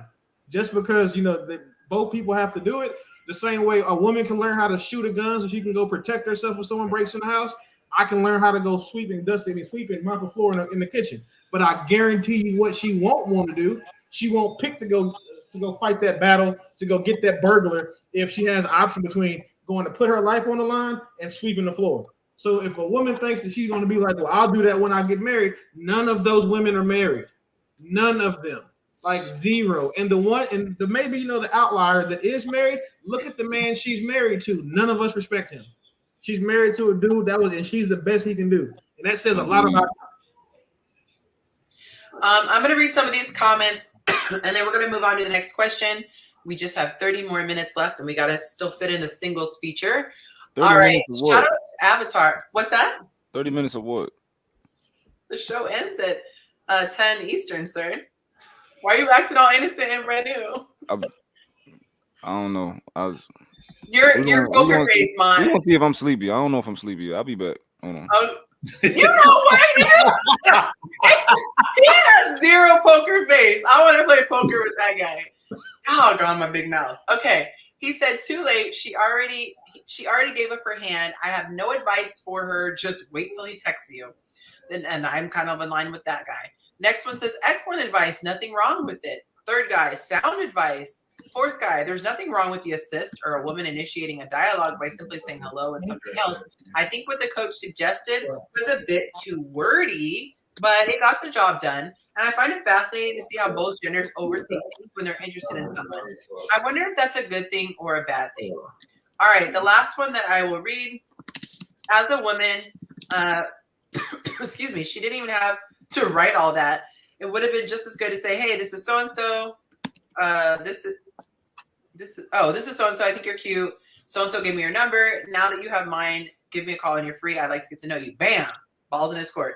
Now he has to bring the conversation. However, since we were past that point, she should not end up being good at initiating as a man, dude should understand that and find her getting in touch with him all the more endearing. Although it's never too late to send him a picture. Write something corny like, I promise I look good without beer goggles too. That was good. Wow. To show she has a sense of humor. That is actually a really good. That's hilarious. That's something I would teach my class. I definitely would have engaged after that. Yeah, that was really cute. That would have been a great line. Okay, so let's go to our next topic, which I think, excuse me, is topic number 4. I don't know why I have this itch in my throat. It just came on out of nowhere when I started talking. Okay, this one, there's no good transition. It's just, this is rough. What is the most violent thing a woman has done to you? I asked this in my Facebook group years ago, and it was disturbing how many things the guys opened up and shared. And what was even worse, I asked the women, what have you done? Like, have you ever been violent towards a man? Not only did tons of women admit to it, but they were bragging about it. They were so excited. Oh, I can't believe I forgot this. I don't know if she responded. Let me scroll here. She must not be on here. So we had a lady in the comments, and she is someone from my Facebook days. And she met her husband through the Zoom mingles, which were just called Friday night chats at that time. We would just open it up. I had my link posted, and every Friday fun. That's really sweet. And so I love that. So they were so sweet. They invited me. They were in California, so they invited me to their wedding. And I got to be part of the engagement. He literally employed me to be a part of asking for her hand in marriage, and we recorded it. It was like a really cool thing. We did it on a live stream. And so she's still in here. Shout out to you and your hubby. Very, very cool to see her in the chat. Okay, so the ladies were admitting all these violent things, and they said, and I'd do it again, and they were laughing. And I just thought it's so sad how there's such a double standard. And I think we talked about this before. Yeah, about those women are evil. There are some really evil, and Very. that's an entitlement where they think it's okay, and they justify it by saying I couldn't beat him up if I wanted to because he's bigger than me or what have you. And to me, it doesn't matter if the person is bigger in size than you. You have no right to put your hands on them, period, or their stuff. But let's get into some of these really sad stories. I think women are way too trusting of men these days. Because you know how much faith you have to have in a man Absolutely. to talk to him crazy and put his hands on you? Because I think it's just ignorance. It's definitely trust, because a woman who knows the guy will go I out for think her it's shit. bad parenting. No, I'm talking about as all of those things in addition to. But you know how much faith you have to have in a complete stranger as a woman to go disrespect him, put your hands on him, spit on him or whatever, not knowing him. You have that much faith in the fact that people are still teaching their sons not to hit women, or that it's a man who thinks that, hey, I should never put my hands on a woman. That's a lot of blind faith, because it's also men out here who will, they will return the favor. Knock your ass out. Look, I had a good woman one time at my place. This girl I was seeing, she knew my roommate. Something happened before I got there. I came in the house, and as soon as I walked in, she walked by me and pushed me. I said, "Can we talk outside for a minute?" I left her crazy ass outside when the house locked the door. She's still out there. Ain't no way in hell you're gonna put your hands on me and think it's okay, man or woman or beast. If your dog put his hands on me, I'm gonna kick the crap out of it and I'm gonna beat it till it stops breathing. You don't put your hands on me. I would do what you did. I would give everybody respect. But if you ever get to a point, man, woman, you think you can put your hands on me, I'm gonna put hands on you stop breathing. One of us ain't gonna make it. That's just how I'm respectful. I'm not gonna try you. I'm gonna put some in my hand. I'm not fighting fair. I might even sit calmly and wait till it's over and break a bottle and stab you in the back of the head at church the next Sunday. You gonna leave me? You are not gonna leave this. You are not gonna leave my it's cool. It's not okay. I agree with Willie. You gonna hit someone with the Android brick? I got a screw loose. Don't. I will say I have a family member. I will walk away. I have a family member I won't identify, but they just let me know, please just don't do everything you can to not be in this situation where I have to get involved. He said, because if there's me and a man fighting, we don't throw hands. One of us is not walking away. One of us ain't gonna make it. It's a fight to the finish. And so I understand that that's the kind of dudes I grew up around. Like we not. I'm gonna walk away. I'm gonna try to leave it be. Keep on. I think people let them know. Back to what Willie said. I think that is I don't even think it's blind like confidence. I literally think that it's misinformed. Like they're misinformed. Like assumption. You're teaching your children, you're teaching your daughters that these men are not going to put their hands on them, and that's your father's problem. Like my sisters will tell you, right? Because this is just what I believe, right? My sisters will tell you. My sister called me before. She like, hey, if a guy hit me, like, what would you do? I said nothing. She said, why? I said, you don't listen to me. You can date whoever you want to. I can't tell you who to date. You gonna come to me and be like, hey, you think I should date this guy? Because then I'm responsible for you. If you're asking me my opinion on men and I'm giving you my opinion, I'm responsible for you. But you're not about to go around here doing whatever you want with your vagina. And I gotta no, that'll never happen. I need to you need to be under my protection for you to think that a man gonna hit you and I'm gonna come and help you. Don't call my phone unless you like, yo, brother, I want your protection and your provision. All right, let's talk. I don't like that guy. I don't because then what happens if he were to go, let's say for the sake of argument, right, the dude try to get up on his sister, and then he jumps in, and then he gets killed. Then what? You know what I'm saying? If I pick that man out, then it's my problem. He's saying he wants to be a part of it from the beginning, not jump in at the 11th hour. If I pick him out, it's my issue. Which is why if my daughters and they meet a man and I'm like, yo, I think he's a good guy. Yeah, you can marry my daughter, and he end up, you know, being a bad guy. You can come stay with me. I'll fix that problem. That's my issue. But if you want to do whatever you want and tell me I can't say nothing about what you got going on, do not call my phone. You're not gonna double dutch. You either can be all in or all out. Yes, it's one of you can't have your cake and eat it too. You can't not want the responsibility or you want all the good things, but you can't avoid the negative things by saying. And I think that's a lot of women's thing is like they know that they can call somebody. Yeah. This boy, I'm gonna call my brother. I'm gonna call my dad. Before altercation even gets there, like a woman gets beside, I ask where her husband is, and then if she doesn't have one, I just say, "Where's your father?" So I can talk to them, because then I can demonstrate to you what happens if you had got disrespectful for me. Because now you see me punch your daddy in the mouth. You can only imagine what would happen if it was you. Because a lot of women put men in bad situations like that, and they have no idea. They be like, so for example, they'll think, okay, well, a girl with Mont, big dude, he can fight. So they'll think that he can fight covers her and allows her to be disrespectful to other men. Yeah. And that's just not what it is. Like, I don't even teach my sons that. When people like, you teach your sons? I teach my sons that hit who makes them think they're going to hit him. I'm not telling my sons to walk away from nothing. I'm not telling my sons to not hit a little girl because she hit him. If she punches you, you punch her ass back. I'll deal with whatever come after that.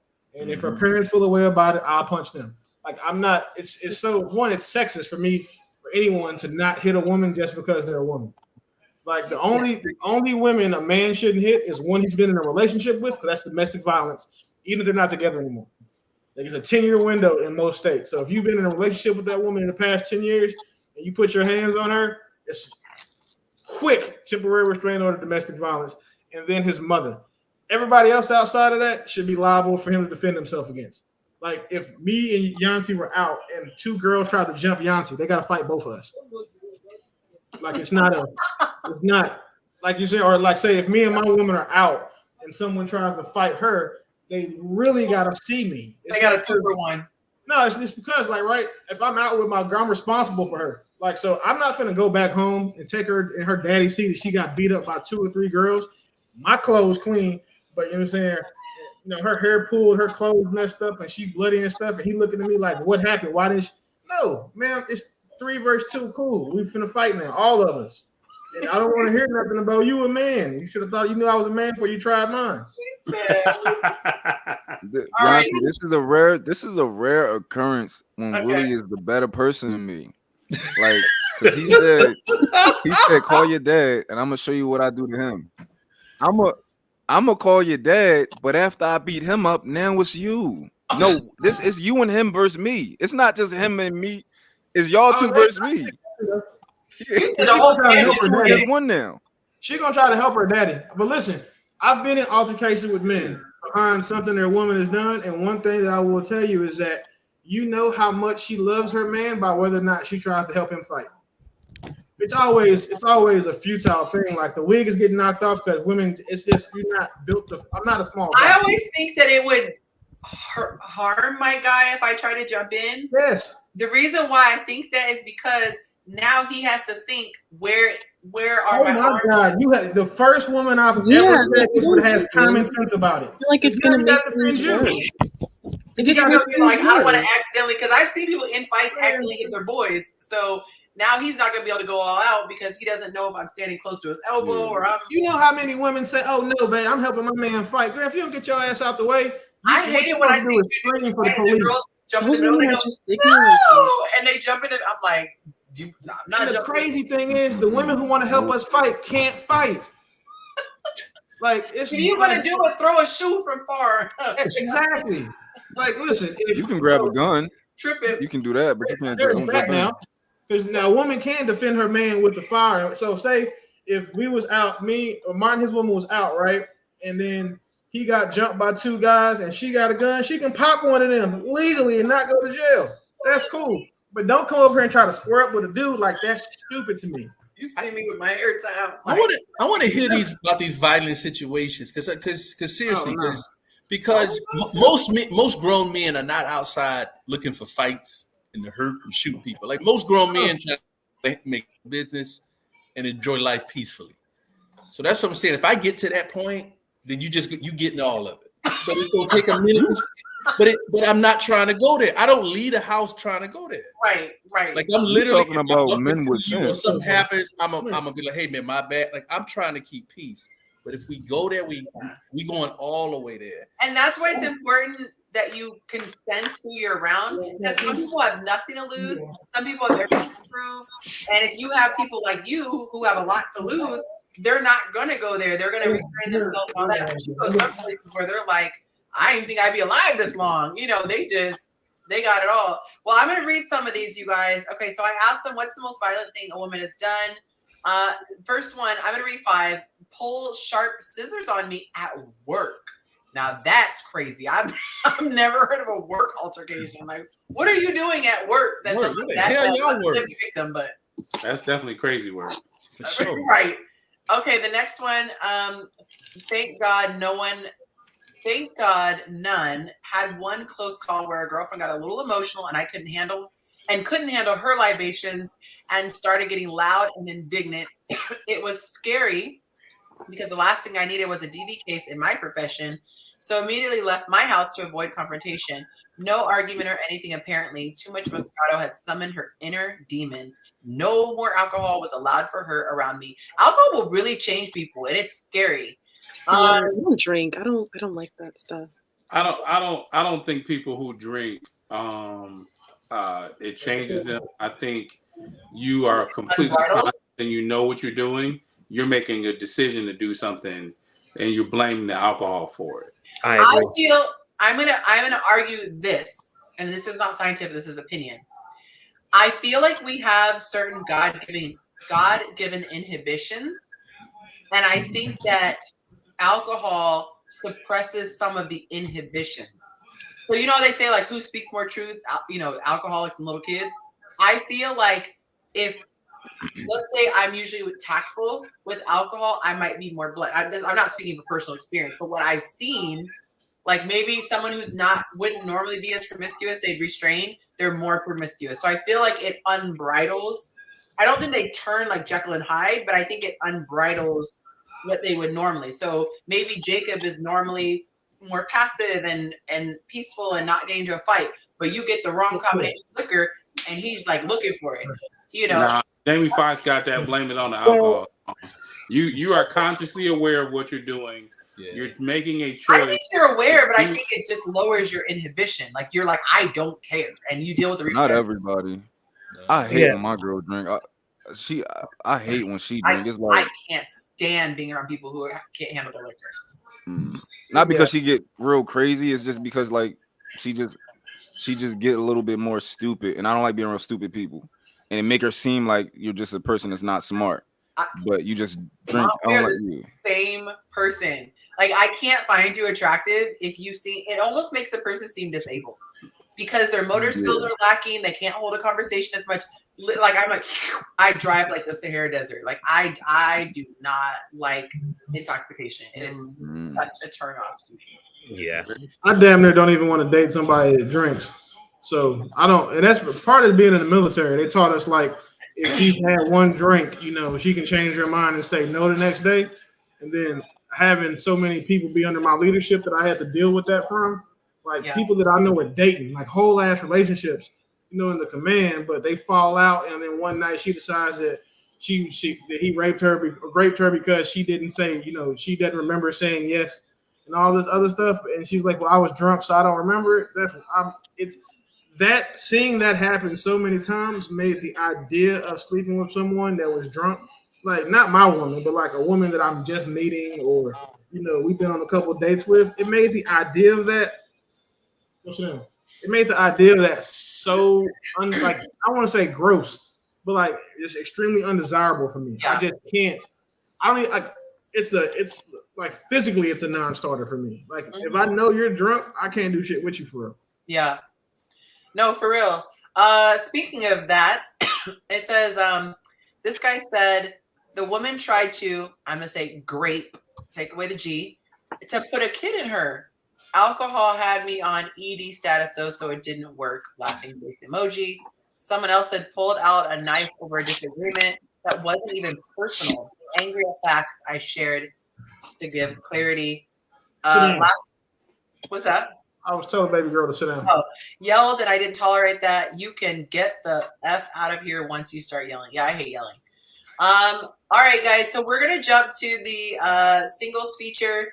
We might run out of time for the submitted question and the last one that I was going to talk about today, but I am all about punctuality. So we are going to have my lovely guest step up to the plate here. Guys, you don't have to go anywhere, but I am going to move you backstage and I will bring you on afterward. Hello, Falake. How are you? Hello, I'm doing well. Good. All right, let me there we go. If you would like to reach out to her, she is on Instagram as chasing_Grace18. So slide in her DM if you are interested. I'm sure you know the drill since you've been watching the show for a while. I'm going to ask you some pretty easy questions. And then starting now, you guys can submit your questions. I will go in order until we run out of time. All right. So you can ask whatever you want and she can plead the fifth on your questions. So there. Okay. All right. Are you comfortable sharing your age? Yes, I'm 26. Okay. And do you have children? No. 8 children. Okay. Are you willing to relocate for love? Yeah, I think I will. I think I'm pretty comfortable with it if everything else checks out. But yeah. Very nice.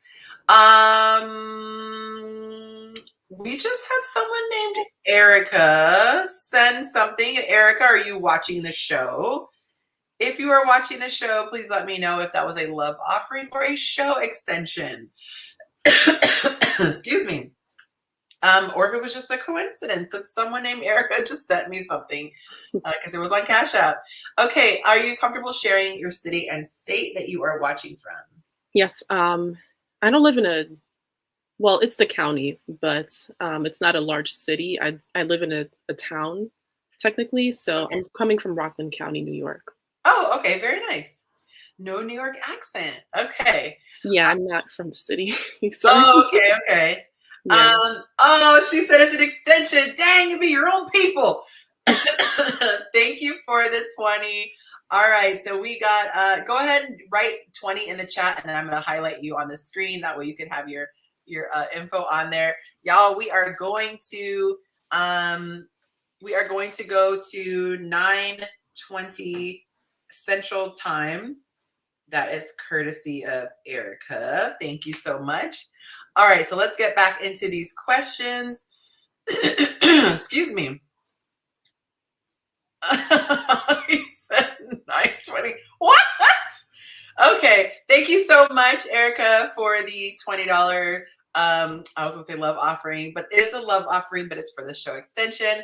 If you are new here, you can extend the show with a payment. I will go ahead and put it up really quickly. You can send me Zelle because Cash App started charging fees. So if you want to extend the show like Erica did, you may do so. All right, so let's get back to it. There we go. Okay. Whoops, I did not mean to highlight that one. Okay, no kids, you're in New York, you are willing to relocate for love. What are your major turnoffs? What are your top 3 icks? If a guy does this, says this, has this thought process, what things are you like, I don't even want to continue? Quick to anger is one. Ooh. Yeah, I'm very, I don't like drama, so I'm a pretty peaceful person. So that's one big thing for me. Lack of discipline. Oh, one, yes. Yeah. And I'm going to say laziness. Laziness. Okay, those are good. I like those. Thank you. You're welcome. Mont, go ahead and put the amount in the comments so I can post it up, please. Those are really good. I agree with all of those. How long was your longest relationship? Oh, actually can't answer that. I've never had one. Oh, okay. You guys don't forget, you can put your questions in the chat and I will answer as many as I can get to before moving on if you have any questions for her. Okay, so that takes away my next question then. What would your red flags be? If you had a warning label on you as a person, what should guys be warned about if being in a relationship with you? I can be pretty anxious. Well, I am an anxious person quite often. Yeah. Okay, that's fair. Shout out to Mont. He added 60 minutes to the show. Goodness gracious. Thank you so much, Mont. And Willie up to no good. He put 40 minutes on the show. So let me go ahead and add these here. Y'all are just not going to let me be great. So we are now evenly at 11 Central. Goodness gracious. 2 hours just got added. Okay, we are at 11 p.m. Central Standard Time. And this is Mont, and this is Willie. Thank you so much. Are you sure you don't want to do it as a love offering, guys? Okay, so you said you could be anxious. Excuse me. Y'all don't know what's up with this cough. And the last question is regarding your ex, so you are off the hook. Okay. All right. Well, you got off really, really easy. The guys must be distracted, so they didn't have any extra questions. So I hope you could stick around. Don't feel obligated, but you're welcome to. We still have 2 more topics that we're going to be covering. Okay. And so I am going to bring back the guys to the stage. All right. Let's see who else we have here. I just want to point out, this is the second week in a row that you act like you didn't see my questions. I really didn't. Let me scroll. I see it's a funny story. I don't see any comment. Okay. So, do you guys see his comment? I don't see it. Let me see. Wait, did you put it in the private chat? No, I put it in the YouTube chat. I don't put nothing in the private chat for real. Yeah, it is not showing. Yeah, so other people are saying they don't see him either. Man, okay. I'm lying. It said, when was the last time? Like, I asked the same 3 Where? What's the timestamp? What's the timestamp? Shit, I don't know. It's right well, after. We got the question now.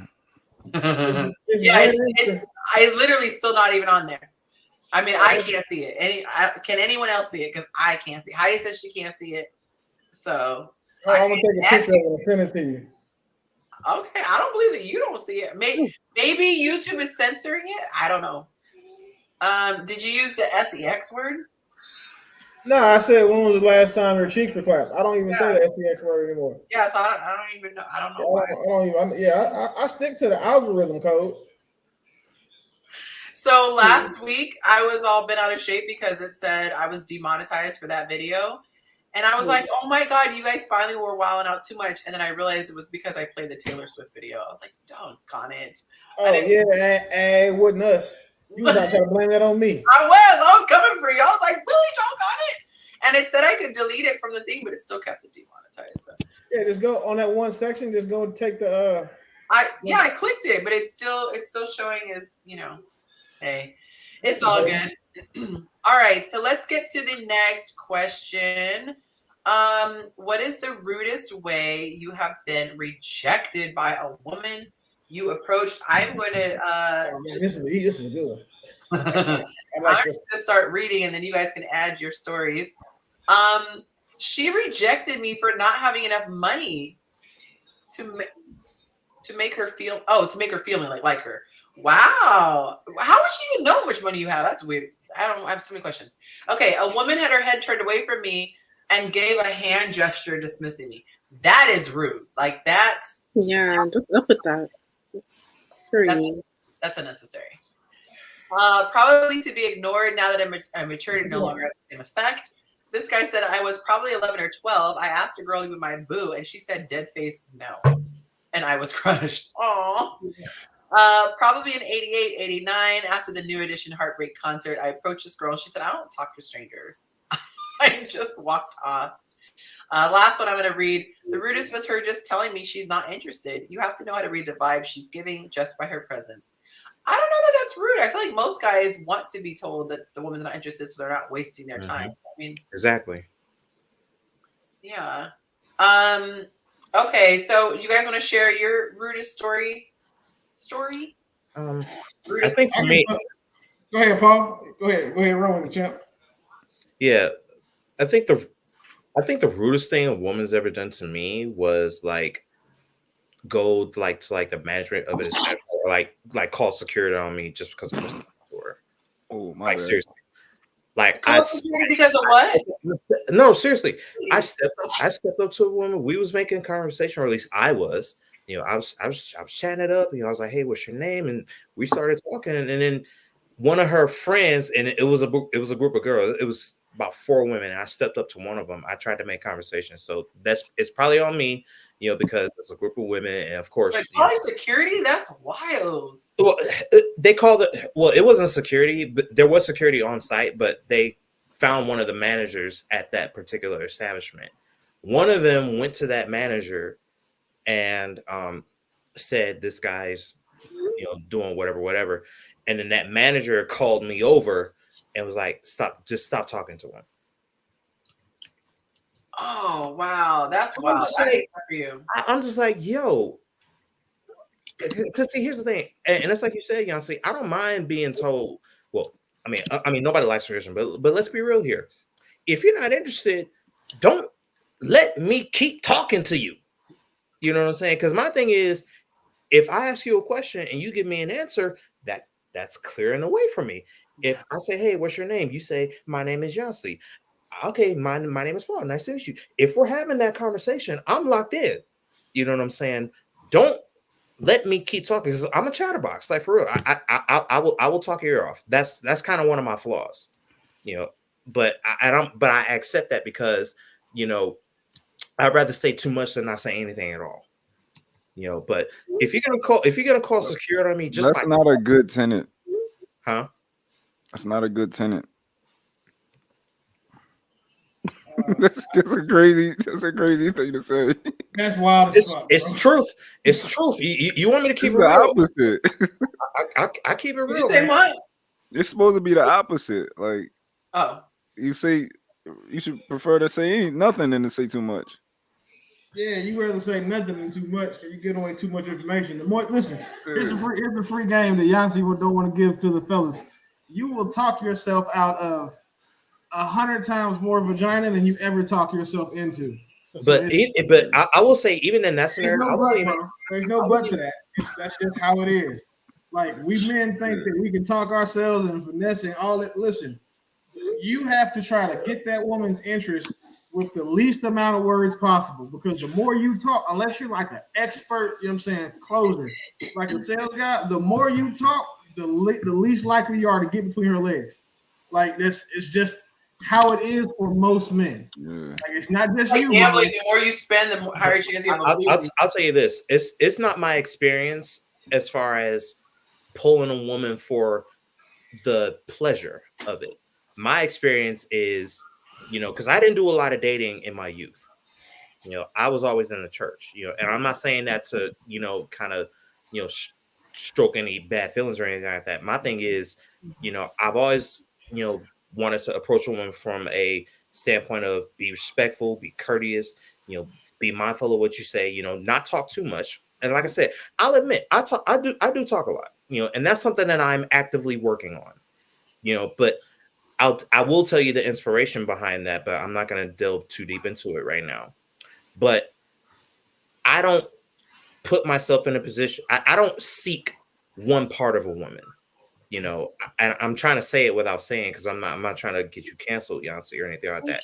But my goal, if I see a pretty woman, whether I'm at the bar or I'm at church or even if I'm at work, you know what I'm saying? If I feel the energy is right for me to make a move, I will talk. I will start simple, and I like to keep it simple. What's your name? How you doing? You know, talk about where we are. You know, I try to keep it simple. And if things are going well, I will definitely ask for her number or her Instagram. In this situation where I had the woman call security on me, I didn't do a lot of talking. I said, "Hey, how you doing?" I was like, "What's your name?" I thought the conversation was going right until one of her friends went to security or went to the manager and was like, "Hey, yo, this guy's trying to talk to my friend. We don't want him to." Ooh. That's tough.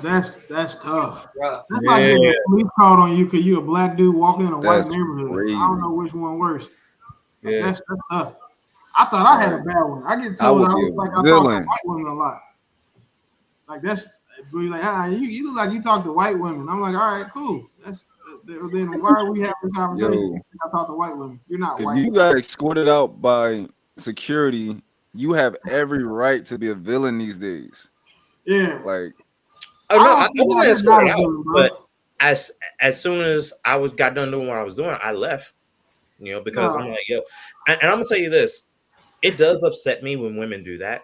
It upsets me when women try to express disinterest by doing something that really doesn't like calling security or telling me I'll think about it and I'll come back. Like I hate when women express disinterest by lying and doing all those different things. But when we look at the world that we're living in, women are in a constant flight or flight kind of state of mind because of the things that have happened in women's experiences. And we're not going to delve deep into that because, again, I'm not trying to. For safety reasons, that makes sense. It's just the lying that's just not. People. It's for women. It makes sense if they're not attracted to you. That's what it. Women, if they're not attracted to me, I'd rather you tell me, "Hey, I'm just not attracted." Women don't do that because I know I'm not everybody's cup of tea. I'm not trying to be everybody's cup of tea. What I'm saying is, right? What I'm saying is, women live in fight or flight until they're attracted to you, right? Because, like, for example, you can say that the world is scary and all that type of stuff, but I'm more reserved than the vast majority of women when it comes to meeting men. I'm more scared of men than women are. They be going to hotel rooms with guys. They be going to link up with guys in their house and all that type of stuff. I don't even trust a man that I don't know that I just talked to on social media in my car. And I'm a big, strong man. So, like, a lot of women got a lot of balls when they be going out with these guys, especially a lot of the ones that want to go on vacations and get flued out and all that type of stuff. Yeah, that's scary. I'm like, these women just not really afraid of anything. So if you put a different man in Paul's position and he goes to talk to the women, he gets a different outcome. If he's like the type of guy they like, for example, Jacob would go walk up to that same four group, like a four piece of women, and be better received because of how he presents himself, right? And some of us just have to figure out our audience. Like if you know that those types of women do that, you find an audience that doesn't, and then you'll be surprised how fast that turns around. But to have security called on you, bro, and mind you, we only got your side of the story. None of us have any reason to believe you're lying, any of that. But with the context that we have, for them to have just called security on you because you were just trying to talk to one of them is the most disgusting thing that I've heard a woman do to a man. That's tantamount to like a woman calling the police on a guy just to get him beat up or arrested when he hasn't done nothing. Like that shit is crazy to me because that could have went south. That rent-a-cop could have been like, I want to be super saver hoe and come over here and get. Now I came over here and got rid of the scoundrel, and now you four women, I can come over here and prey on y'all now because you feel like you got the savior complex. Like that shit is trash, bro. You didn't deserve that. Like even if. And again, not saying, but even those women thought you were like the most unsafe, weird person in the world, they could have tried to remove themselves too. They didn't have to leave and go get security and then come back. Like that's wild. It's trifling. That's trifling as shit, man. I hope all of them are single moms now, because that's disgusting. But on a side note, you probably did talk yourself out of it too that night. You probably talked yourself out of it. And maybe I did. And if so, I dodged a bullet. True. But most cases, you're probably talking yourself out of a lot of box. I'm not. Let's see. That's the thing, though. I don't try to get the box. Whatever you want, you talking yourself out of it. The box is just. I'm sorry. Comes with the package. No, what he's saying is whatever you wanted, you might have talked yourself out of it. If I'm wrong, might tell me. But if maybe you wanted just to get to know whatever, but however you approach it, her time and company. Yeah. You talk Yeah, yourself because out. like so The for box me, is just I don't look at the box like, But you that's might just should me. though. That's just I mean, Willie, let me speak here because I'm going somewhere with this. Because my thing is, if you're gonna talk about the box, that's just one part. I want the whole thing. But and no, in order for me to get to that, I'm not gonna lead with just trying to get to that part alone. You know what I'm saying? I want to get to know you, the person, because I'm not trying to get with you, right, and then just hook up, and then things go crazy. You know what I'm saying? I'm not trying to be putting myself in a situation where this girl's pregnant, and then what? I'm not trying to get myself in a situation where I'm prematurely getting the box, and now I'm in the hospital. You know what I'm saying? So my thing is I want to know the person. I want to see how you are up here. I want to see how you talk to me. I want to see how you treat me. You know what I'm saying? I want to see. I want to get to know you, the person. See what we have in common. Like you said, Willie, find that audience. And if she's not a part of my audience, then I can walk away free and clear. But I believe that even going back to my situation, I would have more respect for you. And this is just me personally, Yonci. If you're a woman and you look at me in the eye and you say, you know what, man, I'm not attracted to you. You seem like I will instantly have more respect for you, because that tells me that you're not a liar. But most women are not comfortable with that scenario, just like most men aren't comfortable. I agree. And that goes back to what I said earlier. That's not the world that we live in, sadly. Yeah. I got respect for women who didn't sleep with me. It's a couple women that I remember vividly who did not give up, and I tip my hat to them. Another thing, Paul, that I would hope that you focus on sometimes is understanding the leverage in dating. And when the more leverage you have, the least you have to do. It does start to get that initial attraction. When you approach a woman the way that you did, they automatically know they have all the leverage. So by trying to get to them, asking their name and number. Yes, because you were interested first. Whoever interested first loses. It's kind of like in a negotiation. It's like whoever in a negotiation, whoever makes the first offer gives up leverage. It's like one of the basic rules of negotiating. Like, so I'm saying, when you're talking to women, it's a negotiation. So looking at it from your point of view, Willie, it'll be a good thing for a woman to step up and ask for my name and number and information. No, it would be a good. No. It would Listen, be a good Paul. thing for you. It'd be a good thing for you to be a man that a woman wants to do that to. She doesn't have to, but she would be willing to if you didn't come speak to her. You got to be willing to walk away, Paul, and they have to understand that you're willing to walk away. So, for example, if you just saw a girl and you just said, "Oh, you very beautiful," and then you walked away, you just walked away. She's like, "Damn, that's it." If she's attracted to you at all, she's like, "Oh, he not going, he don't care." Like, so then she gonna be intrigued. For example, I've actually never had that happen to me where I would look at a woman and then walk away, and then she came out. But I will say this though, I did have a scenario where I was on the bus. It was me and this other young lady. We took the same bus to go to work at one of my old jobs once upon a time, and we just had a conversation one day, and then she gave me her number without me asking for it. Then that should have been an easy kill. That was, but then she let one of her other dudes sleep with her, and now she's. She added you to the collection, Paul. But I know after that conversation. But after that time, I tried to get something because, like you said, that was an easy kill. I tried to make and everything like that, but she never picked up what I was trying to put down. Paul, hold on, wait. I think you talked yourself out of it, Paul. She gave another dude some after she gave you some, and then you tried to. No. We never slept together. We never slept together. Oh, that's what I mean by kill, bro. If you didn't sleep with her, it wasn't a kill. No, it was an easy kill. He just talked himself out of it. Yeah, like you should have been able to not. But what I don't understand is what would I say to try to, because like I said, I don't try to go for the box like right away. Like it's like hearing, and I guess this is one of my flaws that I got to work on. If I hear go for the box, I immediately think, how many women could I get in my room in the next week or so? You gotta go for the box. You go for what you want to go for. That's up to you. But if you're not getting what you want to go for, you're not having success, most likely, because you're talking yourself out of it. Bro, you know how frustrated it would be to only approach women trying to get to know them?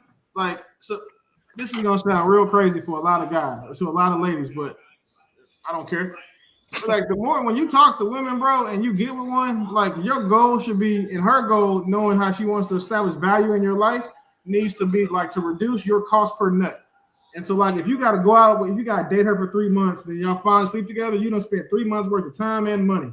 So now that you guys are sleeping together, it should be the next time, it should take, 2 months, or, it should be less.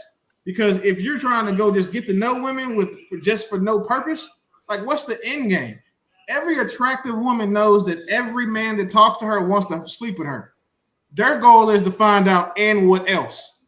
Because they're not, if you're pretty, no, you don't have any male friends who just want to be your friend. All your male friends want to sleep with you. So when you go talk to a woman, they know that you come in like, okay, cool, I'm trying to bring some penis, and then what else? I can listen to you, I can be a good listener, I can support you, I can protect you, I can do all these fun things. But what I'm not going to do is just sit here and dry ass get to know you and be like your emotional sounding board while you get your back blown out by a guy who won't even respond to your text message. That's crazy. I must be getting sleepy because Yonci's shirt just changed colors. But let me say this, Paul. There's no woman. Now, I don't leave the house today looking to find somebody to sleep with.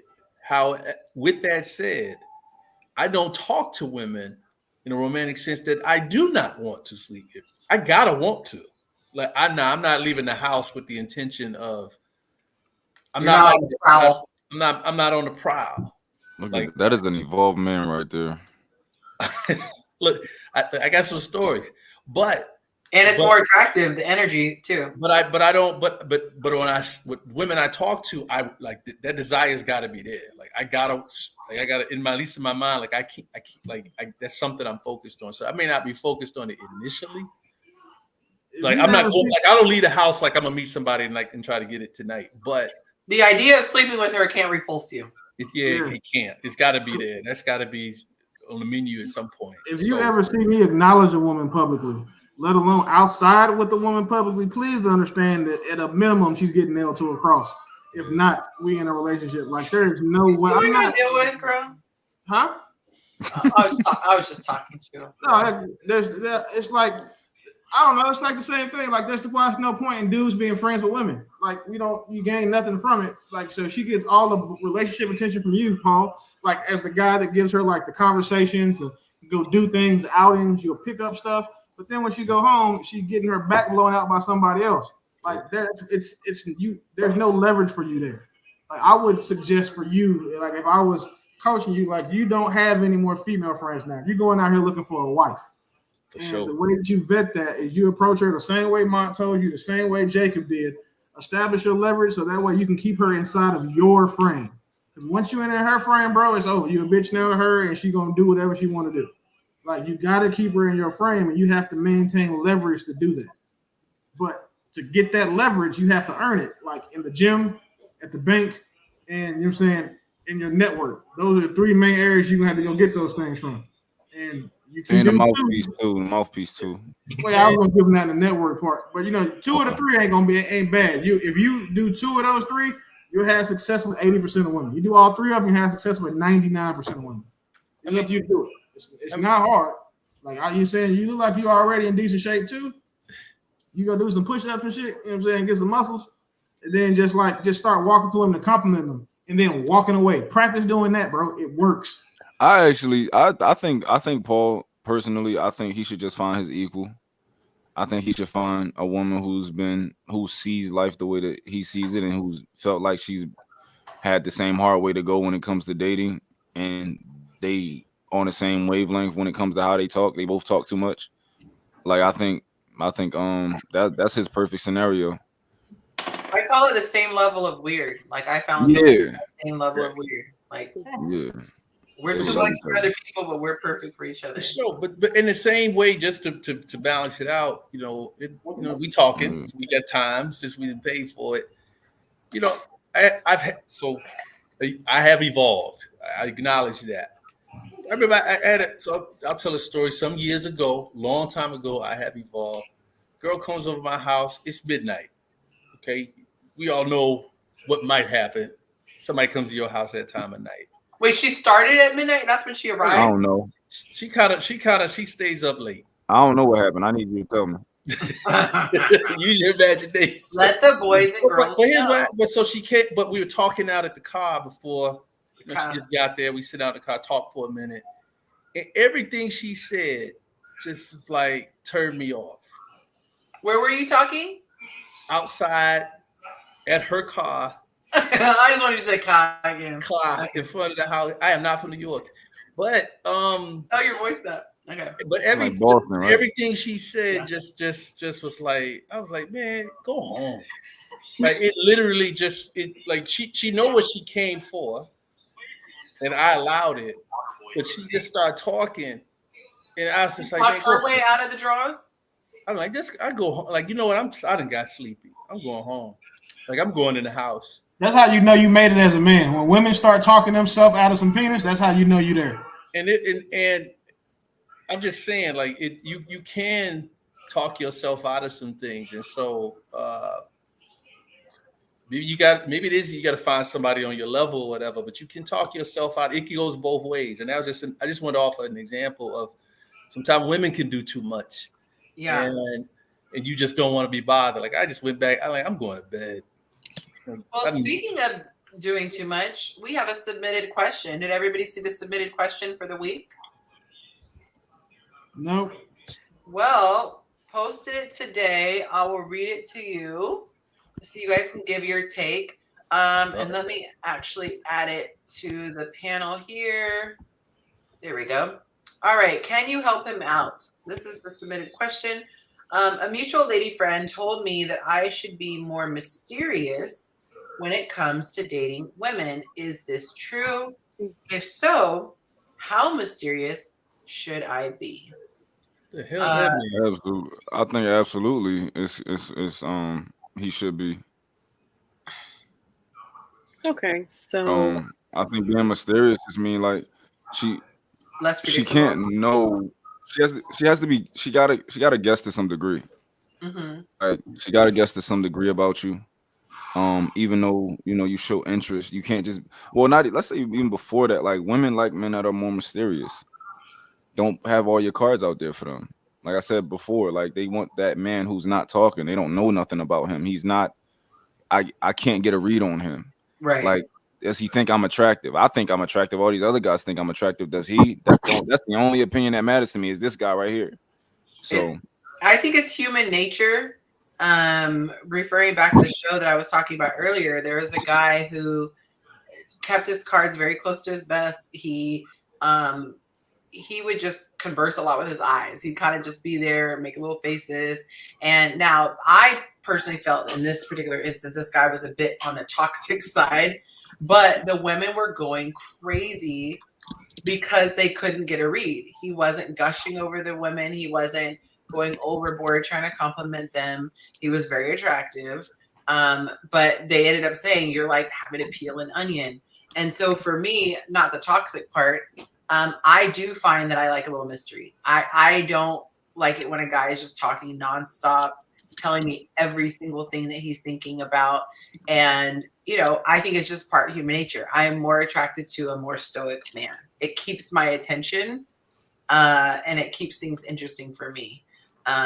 It's nothing I can control. It's just that's what I found I am more attracted to. Mm-hmm. So the guy who's like front and center trying to get attention from everybody, I'm not paying attention. I'm seeing the guy who's in the back posted up who hasn't really said anything or, done too much. You don't got to tell him what you're thinking all the time. Just be like, that's interesting. It's interesting. I like that response. That's interesting. Anyone else's thoughts about that advice? I say that a lot. That's interesting. You get a lot of that's interesting? Yeah, I say that a lot myself. Oh, that you say that. Got you. Yeah, because I'm really reserved. So I need to know what bro look like. I'm not even gonna hold you. I need to know what he look like because that matters. That it's like the physical part matters a lot. Like his character, like his conversation, the way like how he presents matters. Because that advice will work, to a large group of guys. But I don't like giving advice, broad advice to like one person. You know what I'm saying? I try to like think it should be tailored towards the person you're giving it to. So like you know what I'm saying? Like I give Paul advice tailored to him. I don't give Paul advice tailored to Jacob or Mont if they ever needed advice. It will be tailored to the person that I'm giving it to because I feel like I think. Go ahead. Mm-hmm. I'm just looking here online. Like, so just what we pause here for a minute. I Miss Dark Cloud over here baking all types of baked goods on her page. I just want to check thank out. you. Yeah, I like my kitchen a lot. That's basic. That's Look, one. man, y'all need to check this out. Look, she got peanut butter cookies with the prints on them. Ooh, She can't leave yet. She can't leave yet. I have questions for her too. Okay. Oh, okay. Let's see. Okay, so let's see. Let's stalk her page. No pressure. Oh, just saying, y'all. Look, she got the peanut butter cookies with the Ooh. lines on them. Look.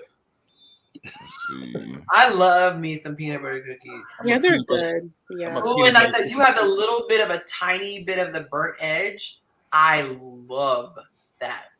I don't like the cookies like you hold them up and they just go fall apart. Yeah, they have like a little crunch to it. Yeah. Mm-hmm. That is my favorite. That's why I don't like store-bought cookies because they've been making them too like quote unquote perfect. I will literally leave my cookies in and see they're not like that.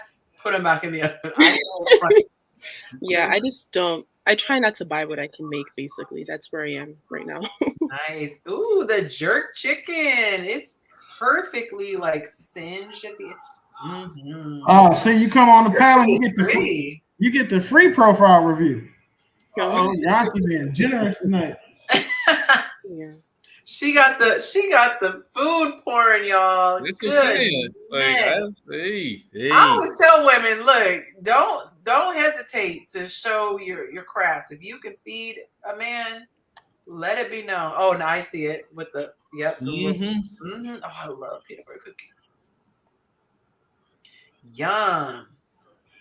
If you were coming to the event, I'd have you bring me some. Not that I need to eat any. I didn't even get into my dress. Oh my goodness. Let's see here. Let's put the banner back. All right. So any other advice regarding the submitted question? No. Don't start that mess. Come on now. I finally trained my body to go to sleep at 9:30. That was like because now what'd you say? Oh, why did he glitch? Now that I have to take my daughter to in-person school, I have to get up at a certain time. So I don't know if I told you guys, I hate alarm clocks. And I like my body to wake up naturally. So I started going to bed at 9:30. So now my body is like, what is happening? You're not heading towards bed. What is going on? We'll pray for you. Please. On bended knee, Jacob, please. Get out the prayer cloth, sackcloth, ashes, the whole night. Your girl needs some prayer. Willie, you feel like ordering me a drink? I think I'm gonna do a pineapple and rum today. If you feel like placing that order. I got you. Thank you. I need friends like look. Tay Dash. No, you gotta call it Bay Dash. Oh, that's cute. Bay Dash. I love that. What's good, bro? Hey, is this Bay Dash? I would like to place an order for Yonci. She has requested a rum and pineapple juice, if you would be so kind. Extra strong. Extra strong? Extra okay, strong. No problem. Not extra strong. I have to charge double for that. She's willing to pay double. She made some money tonight, so put it on my tab. Yeah, wait, what? Tab. She said tab. Oh, okay. She said put it on her tab. I thought she said put it on something else, sir. That's what I was like. This is a family show. I don't know. That's why she wouldn't change shirts. She said, write yourself in for a 40% tip as well. She said I don't want 40%. I want the whole. Oh, she said she give you other 60% when y'all go to bed. All right, that sounds like a game plan. All right, appreciate you, man. Thank you. Yes, sir. All right. Wonderful. Hey, you may be on the hook for some shit you didn't sign up for, but I figure y'all will work that out amongst yourselves. Look at God. I tell you. Look at God. Soleil, what? Look at God. Oh, man. Oh, goodness. I'm terrible. Can't believe Thank it you didn't so work. much. I'm here for you. Well, okay, I got questions for Miss Dark Clouds. Yes, I love Mon's question. If I stop like glitching. Right. Y'all can hear me? Yeah. Okay. So when I ask questions, I'm gonna ask you questions as if there's a man who's similar and got similar interests to me out there who might be interested in you. So I'm asking you questions for that guy. I don't know about other guys, but I'm asking questions for that guy. So we see your Instagram. We see you like to cook. So is that something that you want to do in a relationship? You want to cook for a man? Absolutely. You would love that. You would take pride in that? Yes, I would. Okay. So that's one thing. I'm assuming that you're feminine. I saw that you were African. I'm assuming you were African, but you was at African one and you was in like this stuff. I'm assuming you were African and most likely you got like a more conservative upbringing and you might be more traditional. Yeah. Yes. Okay. That is. So you were more traditional. Yes. Okay. When it comes to a man, ideally, how much do you want him to pay all the what's a man's role within a relationship with you? For What does that me, look like? it is just simply lead, protect, provide. Like I think a lot of that can be summed up in those three things. Okay. So as far as like income, do you care how much he makes or you just want him to make enough so that he takes care of whatever you guys have going on? I don't mind the latter. However, if we are going to have kids, I would just have to see if he can provide at the cost of living. Okay, so just the cost of living at wherever you are. Yeah, especially if like you're married and there's kids involved. That would be the only scenario I would entertain that. But yeah. Well, let's say you guys don't have kids, but you, of course, you look like you want kids. You want kids? Yeah, I do want children. Okay, so let's say you guys don't have kids. What does he need to make now, and what does he need to make in the future for you to consider having kids with him? Now, I don't know. I guess like an average salary or maybe like mid-range. Yeah, I don't know what the numbers are exactly, but I live in New York and I know it's not cheap to live here. So I do want to like just a decent amount. It doesn't have to be six figures. I'm not particular about that. But you're willing to relocate, right? So if he's like, "Hey, let's go somewhere that's cheaper," this was something that you set up with him. I would be open to it. I just have to be very sure that this is going somewhere. Like, are we dating with the intentions of getting married? Because I don't believe in cohabitation before then. So it's kind of difficult to ask because there's certain things that my faith, I'm a Christian, so there's just certain things that dictate my life, like premarital sex, cohabitation. And so, yeah, that I wouldn't mind moving. Like after we get married, I wouldn't mind moving to where he is. So if you guys got married, it's like, hey, wherever, I go where you go type. Yeah, his career and like his livelihood is that if it's taking him to a certain place, then I wouldn't mind going.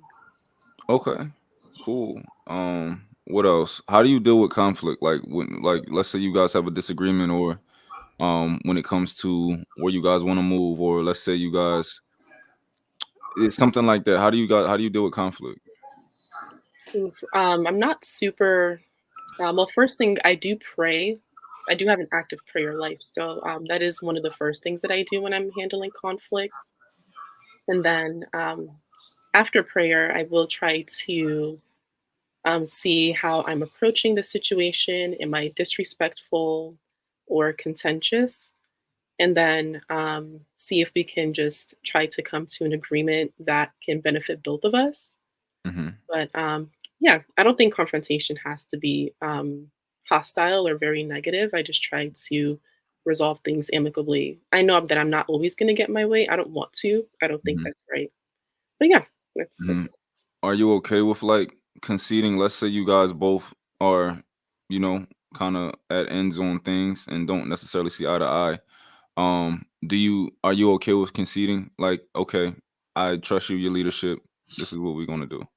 Yeah. Okay. So you seem like this type of, you don't have a problem. Do words trigger you? Like words like your man being an authority or your man being you submission?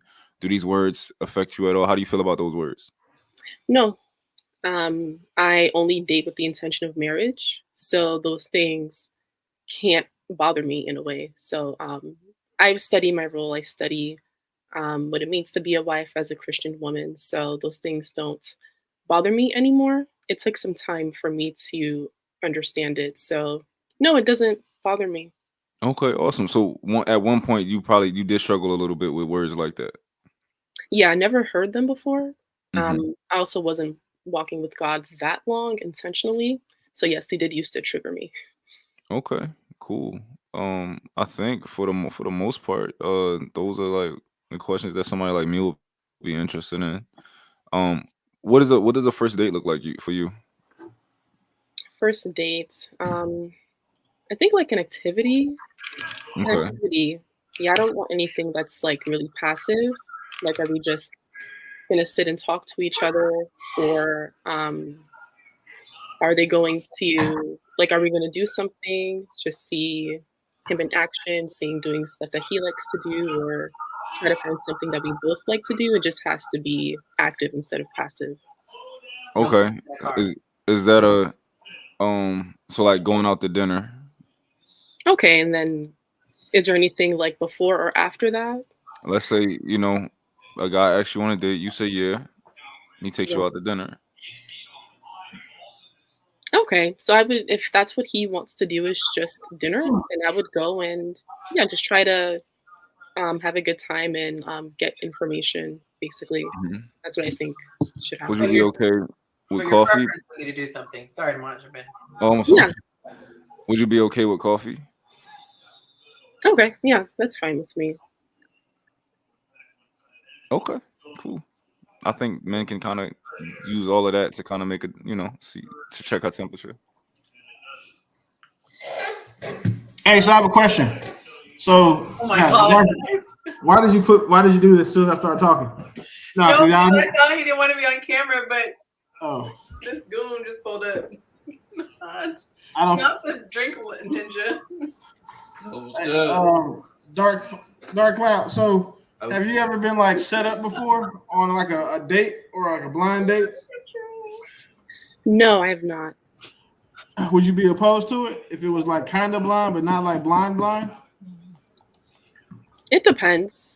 On? Like, I would just have to get to know the person a little bit more. I think just to see. Okay. Yeah, just to know a little bit more. I don't think like I don't agree with going on dates just to go. Like, I think there has to be like intention there. Oh. So what if you did go on a date with a guy and he came dressed as a ninja, carrying drinks? As a ninja, okay. And I don't know him like at all. We haven't established any kind of relationship. Yeah, no, you don't. Yeah, I would be a little bit concerned. Well, how often do you have? When was the last time you went to Atlanta? I've never been to Atlanta. I do have some family there, though. Oh, I think you should go visit. And what I was going to suggest is that, quite possibly, if you did go to Atlanta, you might should link with Paul. It seems like y'all kind of on the same wavelength as far as, saying, things that you like in life. And you're saying, I think you guys may complement each other. And if you do choose to go to Atlanta, I'll pay for the first date. Oh, thank you. I appreciate that. It's very so that way there's no, and so you know what I'm saying, you don't have to worry about him feeling like you got to give him none or whatever that like he paid for stuff that the entitlement is, and then for him, you don't have to, worry about not being able to afford or whatever. You know what I'm saying, y'all go do what y'all want to do on my dime. Yep. Oh, I appreciate that. Thank you.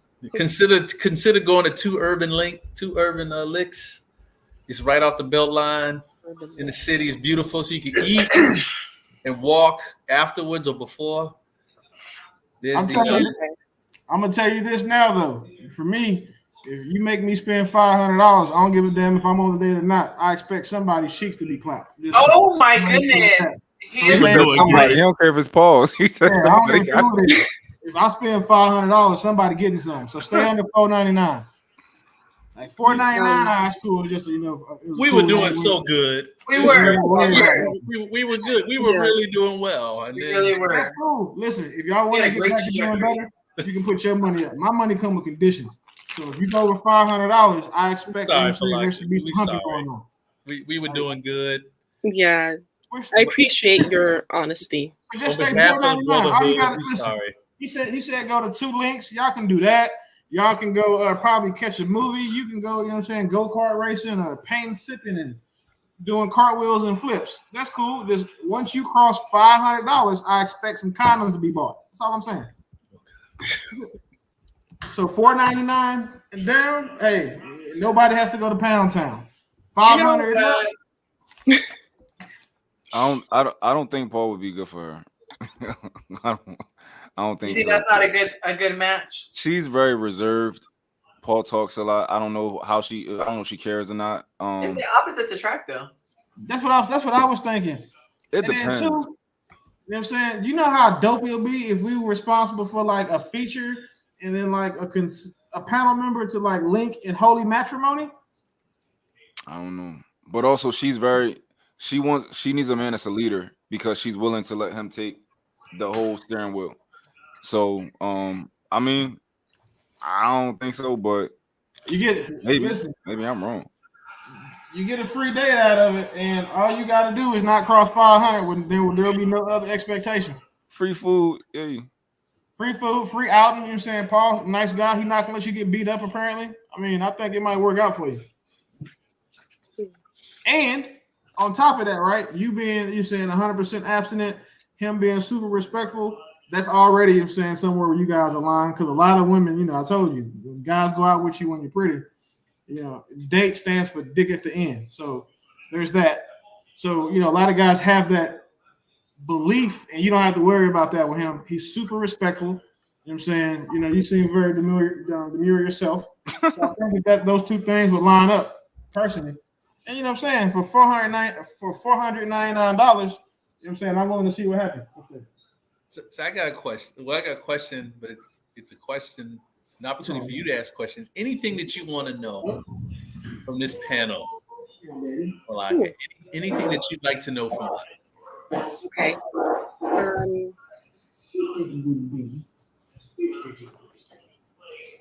It can be about us. It can be about men. It can be about anything. Okay. How long does it take for you to consider marrying a woman? Whoa. Wait, so words are very important. So to clarify your statement, how long does it take us to consider it, or how long does it take us to seriously be ready to do it? The former. Oh, okay. Sorry, the latter. Okay. I say a year for me. At this age, right now, moving forward, a year.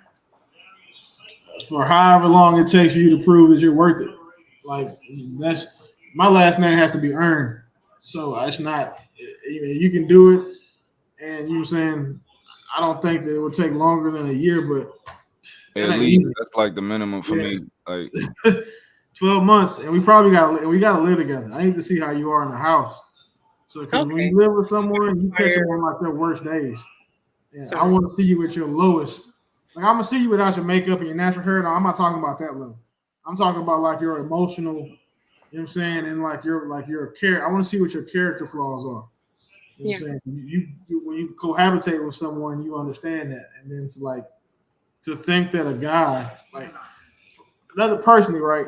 This is no knock on your belief or anybody else. I would never in my life consider being exclusive of someone I hadn't had sex with, just because of how the world works.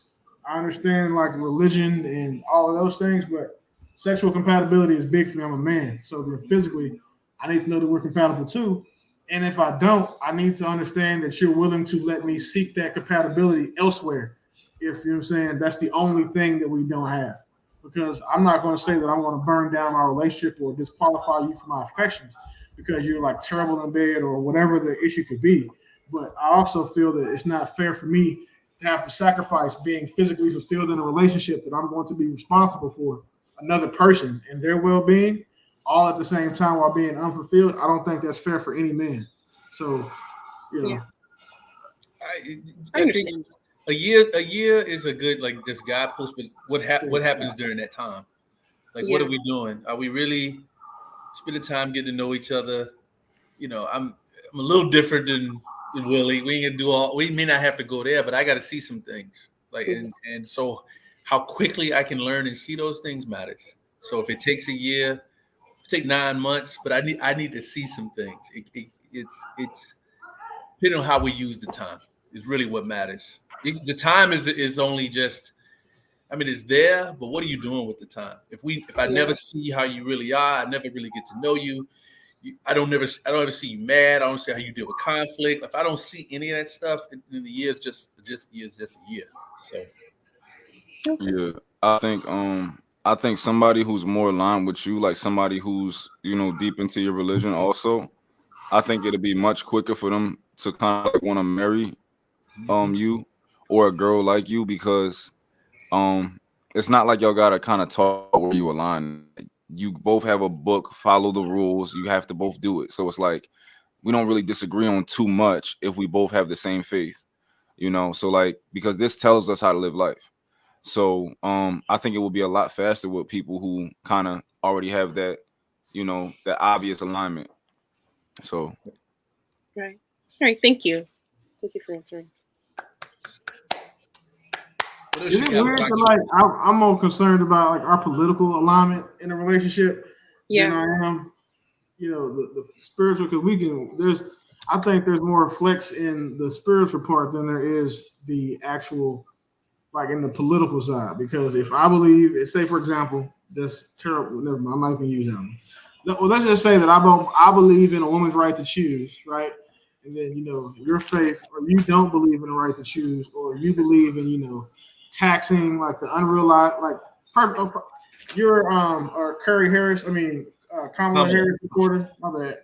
You're Kamala Harris supporter, and I'm a somebody else supporter, right?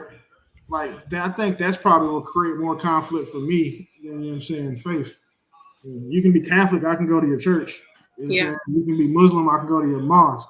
But when it comes down to how we move in this family and how the direction I lead the family in, our political views are probably going to come into and have just as much, if not more, area or chances to create conflict amongst us. You may want to, I donate to PACs that you may not like, or I support a woman's right to choose. Whether or not I don't think a man should tell a woman what to do with her body, right? I don't think the government should have oversight, but what I'm saying, if she decides she wants to terminate a pregnancy, she should be able to. But you may feel that all babies are precious, and all of those on the other side. So yeah, I understand. You see what I'm saying? Like, but I always think it's weird though because I don't have too many women that I come across that are as religious as you are. So that's why I ask. Like, if you get in that situation, how would you feel if you're a guy? Like, I mean, he might be super Christian too, but he's also a Trump supporter. Okay. That wouldn't really bother me. I would just like to know where he stands exactly. I don't support like everything regarding Donald Trump's policies, but I would just like to know specifically what he supports. But that doesn't really bother me. I think like for me, like as a man, I feel like personally, I much more prefer a woman to be open. Because any woman that I've ever been with seriously, they start to kind of lean towards wherever I'm leaning politically, because I think that's what happens with a family anyway. Like I think the craziest thing in the world is to have a wife that's voting for somebody different than you. That's crazy to me. Yeah, I agree. Like what do y'all do? Y'all live in the same house and y'all don't want the same things politically or economically or whatever. So like any woman that I would ever deal with would have to absolutely be open and cooperative and is open to listening and learning and seeing my perspective. Don't mean she gotta automatically agree with me, but you know, just kind of be open. So, what you said was interesting. You said be open. So, what exactly do you mean by be open, if you don't mind expanding? So I think that if you're interested in a guy at all, in a man at all, right, and you lean towards a more traditional style man, I think you understand to a degree that you need to be open to his leadership. You need to be open to what he has to teach you, what he has to say. You gotta be you gotta be a sponge to some degree, because your Yes, last absolutely. your last guy, the last man that you were with could have had a completely different ideology than me, a completely different program, a completely different system than I have. So I think women, for me, what you would have to absolutely be open to what I have to say. Assume it's like when we engage into a conversation, the best thing to do is to assume that the person across from you has something of value to say, or else there's no point in even having that conversation. So it's the same thing. Assume that I have something of value to give you as a man, as a leader, or else there's no point in us being together. So I understand. Okay. That's a hard one. Just to piggyback, a lot of people just politically immature, and that's unfortunate. It's like what I see today is people get caught up in the emotions of voting, and the process doesn't start every 4 years, and there's a lot more involved than just what some of these taglines you see in some of these sponsored ads and whatnot. And so a lot of people get caught up in the emotionalist movement. You know, Fred Hampton used to talk about it. People don't educate themselves politically. So I agree with you. If you can't be in the same house, like if I'm going to use Trump as an example, if you're an entrepreneur, it appears, I mean, just from based on his policies, they might be more friendlier to somebody who is earning a high income or is an entrepreneur. He might seem more friendly to them. Why would you want to be in a house, against something like that? Because that could impact the household. But it's hard to have that conversation with people who are politically immature because they're caught up in the emotional of the situation. Just because a politician believes something doesn't mean I'm gonna go out and do it. Like, that's for their lives and what they may want to project to the world. But I agree, you want to be aligned politically in the house because that has a lot to do what goes on in your house, particularly if we're talking business or we're talking some of the other issues that might come up, where you go to school choice, all those types of things come up. And that's not something that's as simple as people may believe it to be. And I don't think people take enough time. I can talk politics all day. That's my hustle.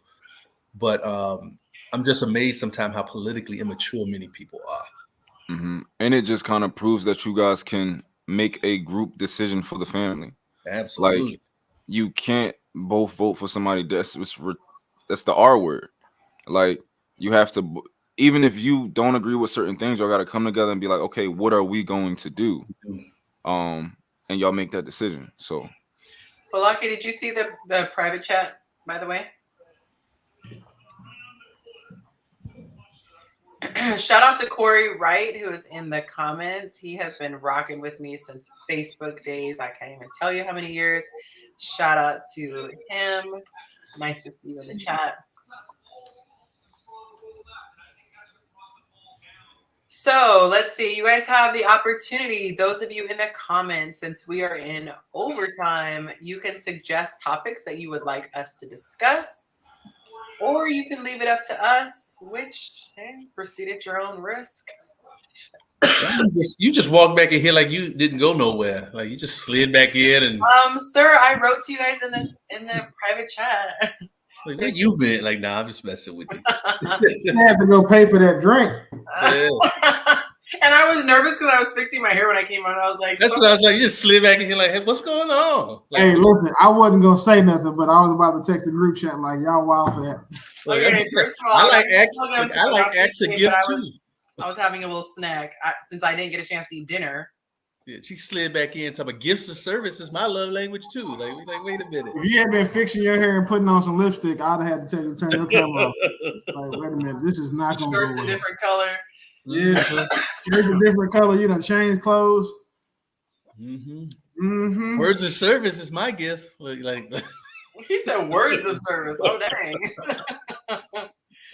Oh my goodness. Okay, so you guys Oh, Cam and Falake might work too though. I thought about it. See, Falake, we finna get you. We're gonna make this work. Oh my God. Okay. This is what the single feature does. See, typically, right, we don't even really get this deep with like singles features. And I'm gonna give you some free game because we don't care. But like when you came, like you're super interesting, and we don't get like any sense of like trifling from you, like or anything. Like we could hook our boys up with you and like know that you're not gonna stress them out or trying to ruin their life with like a bunch of like extra advanced vagina and hamburger helper. So, I feel like she'd be really good at poker. Ooh, poker? I mean, that's a card game. Yeah. Okay. I've never played it before. Hell no. Yep, you know she good now because she just realized what it was and said, "Oh, okay." And she wasn't scared. No, I'm cool. I've never played it before though. That means I don't like Stay to away from my table. You're not welcome at my tables because you're not going to take all my money. One of the keys to poker is not only knowing how the actual game goes, but not divulging information with your face. So, like, if someone gets a really good hand, they can't be like they have a good hand, or they don't. So, it's, you got to be able to not be readable. So, I haven't learned how to play poker because I'm not very. Yeah, I don't like. What'd you say? My poker face is ass, but they also know when I play that I just don't care. So that's what makes me dangerous. I'm like, all right, one of us is going to win. We're talking about a question for like, so you see a guy, and you just think he is fine as hell. Like he right up, like he is fine as heaven. Fine as heaven. He is what you've been praying for. He Boaz and all. Boaz. He it. And you see him. You are at a cooking class, and he is in the class too by himself. He it. What are you gonna do? I would just try to like put myself in his vicinity, like not try to like violate personal space or anything, but I would make sure that I'm very visible to him, and then I would make eye contact with him and smile. What Yonci looked up for a second, like this test. Like I'm just like, come on, teacher, like quit texting over there, like focus. Come on, there wasn't a question being asked. No feedback, no commentary. Oh, you got my. I think it would be good. Put herself in his herself in his line of sight, and smile. I would say that one of the big things that I see with women is having dry conversation. And what I mean by dry conversation is one-sided. So if he asks a question, actually, Paul, we can do a little improv if you're down. Let's say we're sitting at a table across from each other, getting to know each other, and I will give you dry on my end, and then I'll give you engaging. Are you down for it, Jacob? You call me Paul, and I don't know if I want to participate now. It's the Android, bro. You was all pixelated, man. Did I really say that? I called you the wrong name? Yes, ma'am. I don't know who you were talking I was wondering why your face looked like that. Excuse me, Jacob. I think I'm just going to go off camera for a minute. No, ma'am. Would you improv with me? You hurt my feelings. I'm so sorry, Jacob. You're one of my favorites. You see this for like? See, don't do this. Like, don't do this. Don't do this. Yeah, don't call the man somebody else's name. Yeah, I would never, ever want to hurt you, Jacob. I was just so... Never mind. I forgot I can't. I was going to show my skills, but I was like, wait, I don't get... Next question. Let's just keep going. Okay. So dry would just be answering. So we can do it. I'll put you to the test. I think you've freestyled before. All right, so we're sitting across from each other. We're getting to know each other, and I'm going to demonstrate dry. So ask me questions, if you would, that you would ask someone that you don't really know that well. Ask somebody a question that I would ask somebody that I don't know that well. Like if we were on a date and you were trying to get to know me. I want to demonstrate dryness. So you just be your normal, bubbly, engaging self. Okay. Okay. Okay. What you normally like to do on the weekend? I like reading. Damn. Oh, you safe. Reading? Lord, What you reading right? What you reading right now? A steamy text from my man. No, I'm just playing. I forgot to be dry. I'm really into like nonfiction. Nonfiction? Yeah. Who's your favorite authors? I'm gonna pretend like I know a name of an author for this show. Bob Smith. Bob Smith is my favorite author. I love his nonfiction. Look at you acting like you interested, but okay. What? You're giving me love. I'm supposed to be dry. What books you like from him? I really like the one about the whales. He really goes into the relationship between whales and the amoeba in the ocean, and I find it really fascinating. I'm really into understanding about the ocean. Interesting. Don't make me laugh. And he said, "Interesting, interesting." I was about to say interesting. Like, tell me more. Like, what's something that dive into that book for me a little bit. Like, I'm interested. I might start reading him tomorrow. So whales are actually a lot more intelligent than we realize. They can actually be and there's like a school of whales that's under the sea, and they get together and they solve mathematical equations with shells. And so this author did some research, and he was able to give me a lot of information on whales that I didn't know before. Hey, I've actually seen whales have sex in the middle of the ocean. Like I'm talking about, we're like 3,000 miles from land. I was in the Navy. And I'm trying to stay in character, Willie.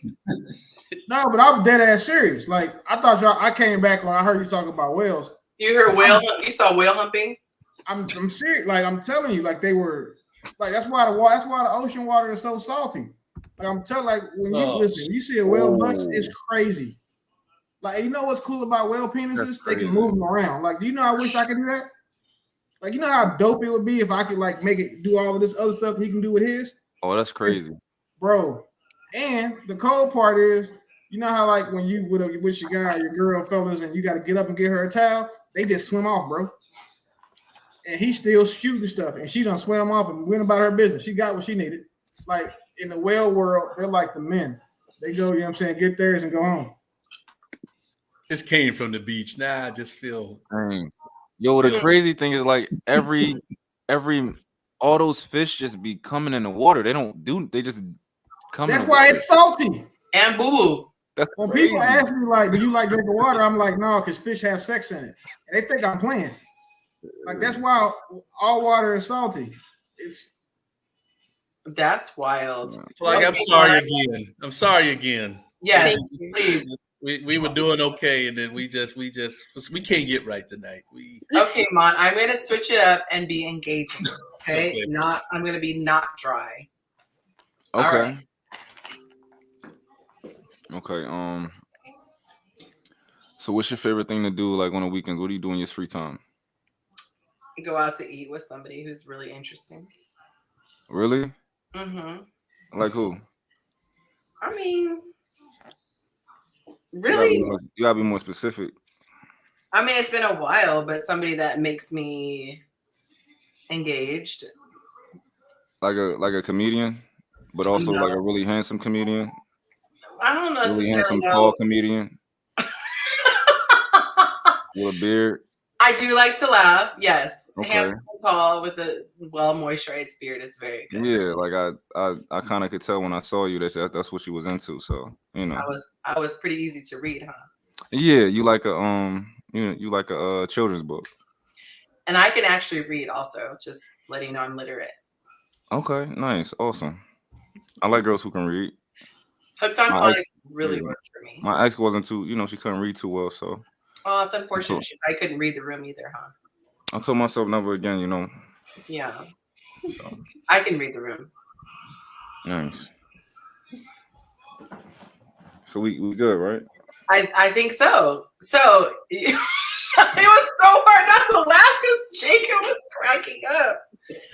But letting that person not do all the heavy lifting is one of the keys, and I see that a lot with women that I coach. I'll see their DMs to men, things like that, and just saw one recently where the guy was like, "Hi, how are you? Fine.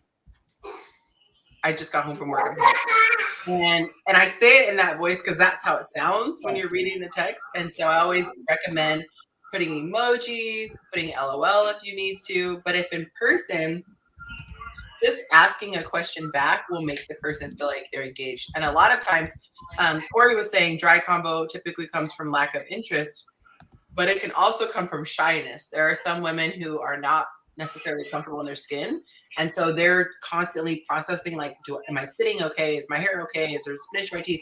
And they're so self-conscious that they're not able to just relax and be themselves. And I always say the best version of you is the version of you that shows up with your girlfriends, because that girl, you're not thinking about what, I mean, obviously within reason, you want to make sure you look acceptable, presentable, but you're not looking to impress. You're just showing up and being yourself. So engaging, smiling, eye contact, and asking questions back. That would be, who put me on the spot? Was it Willie saying to give feedback? I forget which one you said by now. Huh? One of you put me on the spot and said no. No, maybe was it you, Jacob? Who asked me to give feedback? I said you didn't ask a question. But there you go. Those would be my tips. Gave a free mini coaching session, right?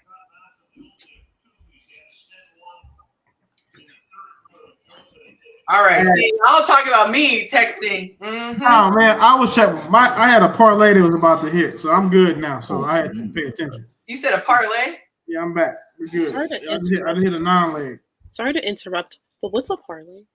Yeah, I was wondering the same thing. It's a bet. You made like different yeah. So Dak had to have over X amount of yards.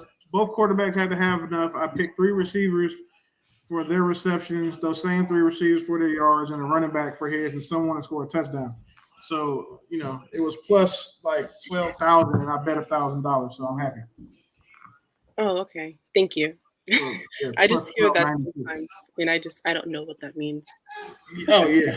I'm a degenerate. So all the bad things that you don't do, 100% I probably do them. I've already identified one. I have children. So, clearly. But I will say this, though. I was married to their mom. So, like, I've never had a kid, just dry ass had a baby. Not dry. Okay. Yeah. Have you been married just once? Huh? You've been married just once? No, I've been married 1.5 times. Hey, go upstairs, I'll fight you. Would you date a guy with kids? Ooh, that's a good one. It's not that I wouldn't, but it's not my first choice. What? If that makes sense. I strongly advise against it. Yeah, I don't think it's anybody's first choice. Strongly advise against it. I don't think that a man should do it more strongly than I don't think a woman should do it because of what a man is expected to do. However, if you don't have children as a woman, you are not in a position where you have to. Right. Because there's twice as many black men without children as there are black women. So for you to be in that minority of black women who doesn't have a child at your age and your demographic and your stage in life, you have a lot more leverage over a lot of your peers who do have children at your age. So I would, if you were my daughter or my sister, I wouldn't tell you to date a guy with kids. And don't let anybody make you feel a way for not. Yeah, because it is not like the fairy tale, on TV. It's even if they have a great co-parenting relationship, just the fact that you have to consider someone's schedule who is outside of your home, that alone is a lot. So yeah, and you always get to see their ex. You always get to have her in your life, and so yeah. That's not true. Unless she's deceased. That's not true. If you have to go pick up these kids, there has to be some sort of conversation. If she picking up the kids, my girl ain't seen my baby mom in a. Sorry, not seen, but she has to be in the pictures. I'm saying. Oh, like alive and your like, man, your man is going to have to be in contact with his ex, and that is something not for everybody to deal with. I was married to my oldest son's mother, my youngest kid's mom, for way longer than I should have. So it was a long time. And when I tell you that woman has never laid eyes on my oldest son's mother, never been in the same room, and I hadn't talked to my oldest son's mother on the phone since he was maybe 12. So no, when but y'all didn't text, huh? Y'all didn't text. My son had a phone. Like there wasn't nothing for us to text for. And that is very unusual. So most people, you're gonna have to deal with the fact that your guy still has to stay in touch. We deal with attorneys now. Once I got an attorney. Talk to him. My attorney represents my interests. I only want to talk to my kids. I don't give a shit what you got to think about nothing. Like we're gonna go. That is not, as you always say about me. That is not the norm. Usually, she is on his line. She has access to him. Yeah, because she still cares. But I tell fellas even if she doesn't care, I'm saying even in the most healthy, platonic, we're just co-parenting, you are going to have to deal with the fact that someone that he used to bang is on his phone. That's we don't care about that. You said we don't care about that. I said to the woman. That is more of the childish perspective of that. I understand like women not dating men with kids or vice versa. When it comes to like more tangible reasons. Well, depending on your age. If you're like 23, 24, 25, absolutely just do it because he got a kid already and you want to have his first kid.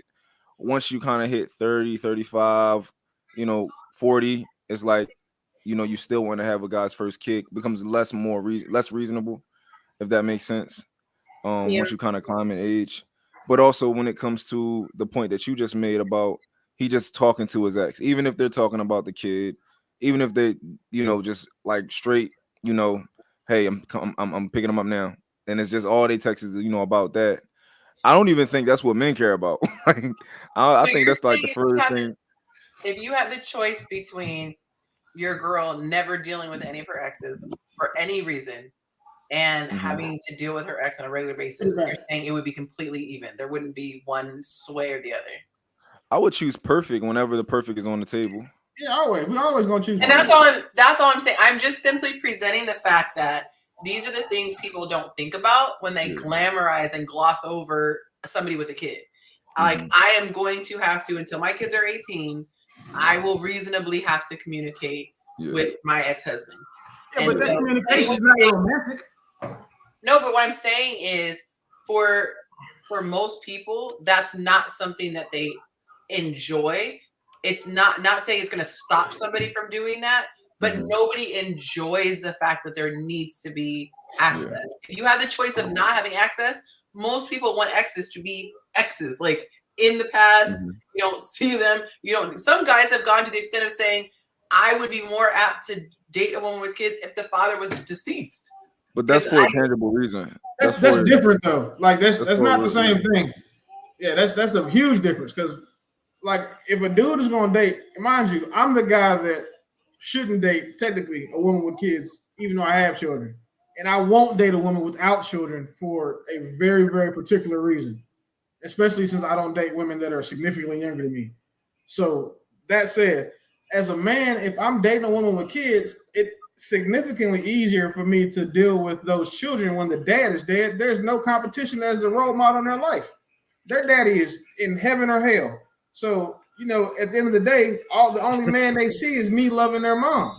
But if the dad is around, even if he's not active, his presence is still there. His ghost is still there. So, and all it takes is, I can be with their mom for 10 years. The dad pop up and decide he want to be a dad now. That dad is still his father. Like that dad gets the credit for, him. If I've been going to his football games or her cheerleading camps for the past 10 years, the dad pop up, is still her daddy. Or I raised a little girl until she's 21, 20, whatever, and then she gets married. And then she wants her dad, her like biological father, who never did anything for her in her life, to give her away or walk her down the aisle. Like it's significantly different than us caring about the exes. Because for certain guys, we don't give a damn about your exes no way, because we know your exes ain't us. So, and your exes understand that too. And the reason why a lot of times women get with men and they like getting with the guy who is up and doing something is because it shows their friends and their past that they can do better. And now, like, you know what I'm saying, they'll use that against their exes. Like, we don't need nothing from you. My man get it. My man, their ex-man to death. Not just their girlfriends. They'll do it with their ex, with the people they have kids with. And then, you know, we sitting here not knowing, and now this nigga got beef with me because you don't care about your ex at all, but she done rubbed in your face that, you know, I bought your 16-year-old son a car. Or I taught your 15-year-old son how to tie a tie or shoot a gun, things that, you know, men do with their kids. Or I take him to get his haircuts because he's 10 and I don't want him walking around with a single mother hairline. Like, it's a lot of stuff that men don't, like, that women don't ever have to worry about with us. Like, y'all just got to worry about our exes wanting us again. We got to worry about your exes trying to compete with us in their children's lives. Not trying to get you back, but just trying to be the number one man. Because no man wants his son to not look at him as a hero. And when you see another man doing it, it's a problem for 99% of humans. So how many women, I'm curious to see how many women are in the audience. Just comment women if you're a woman watching. There are right now 17 watching. I want to see how many women on principle would not love the idea of the ex having access to him.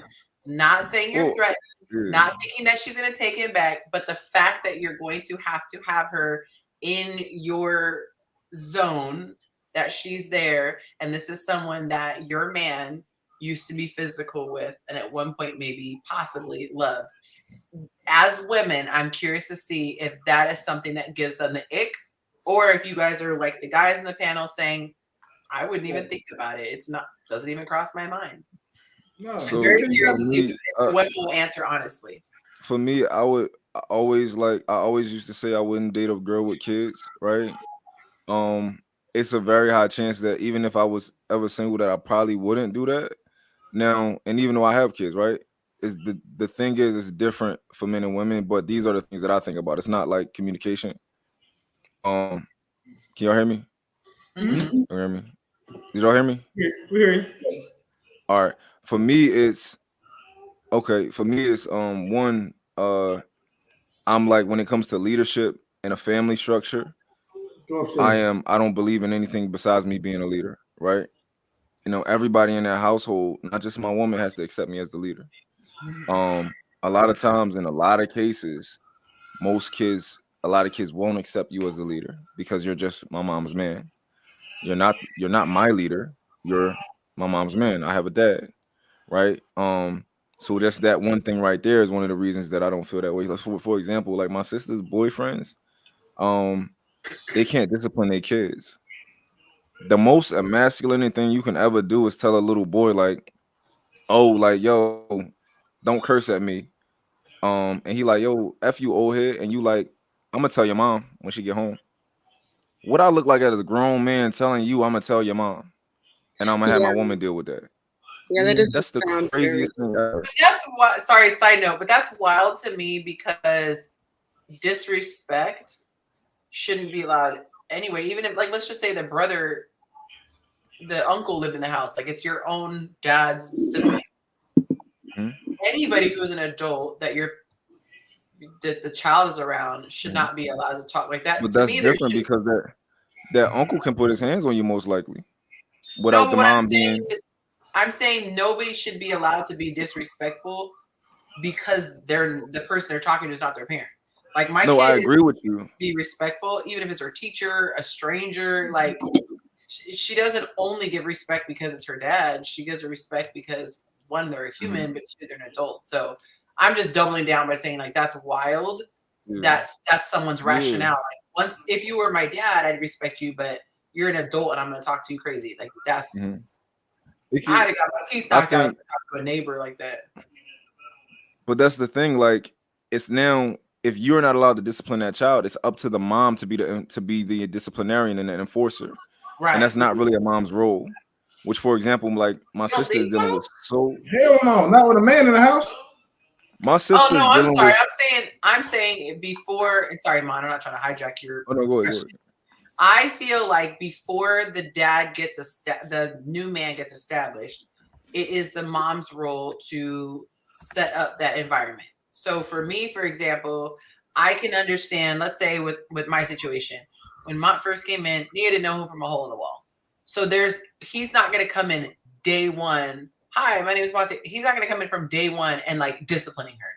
There's going to be a transition period where she's going to get to know him, but I'm going to naturally continue to be her primary caretaker. Now, once we're in it, and they have a relationship, then I don't expect him to come to me to then say to her what needs to be done. But at that point, there's a natural progression in the situation. I do think during that interim that the mom, it's more natural for the birth parent to be that person to enforce the rules until the relationship naturally goes into that mode. Mm-hmm. But the thing is, so this is the problem with boys, especially in our community.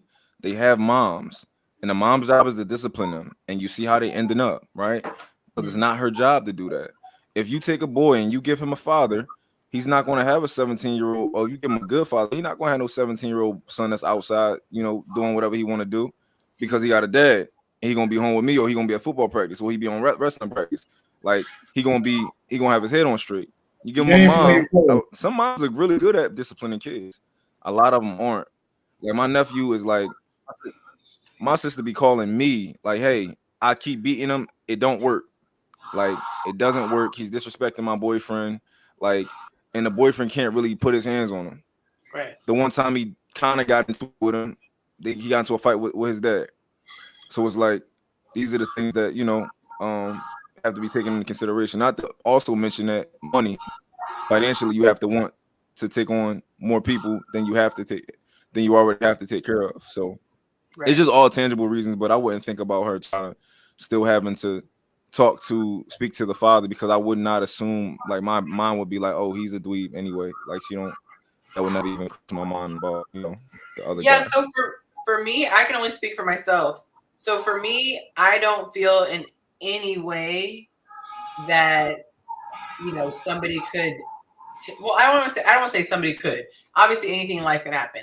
I don't feel concerned in the exact situation that would ever happen.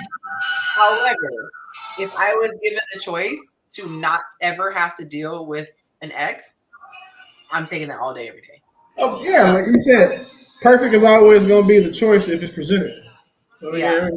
But for me, I'm more, I don't know, I just feel like there's just something so sacred about being intimate with somebody.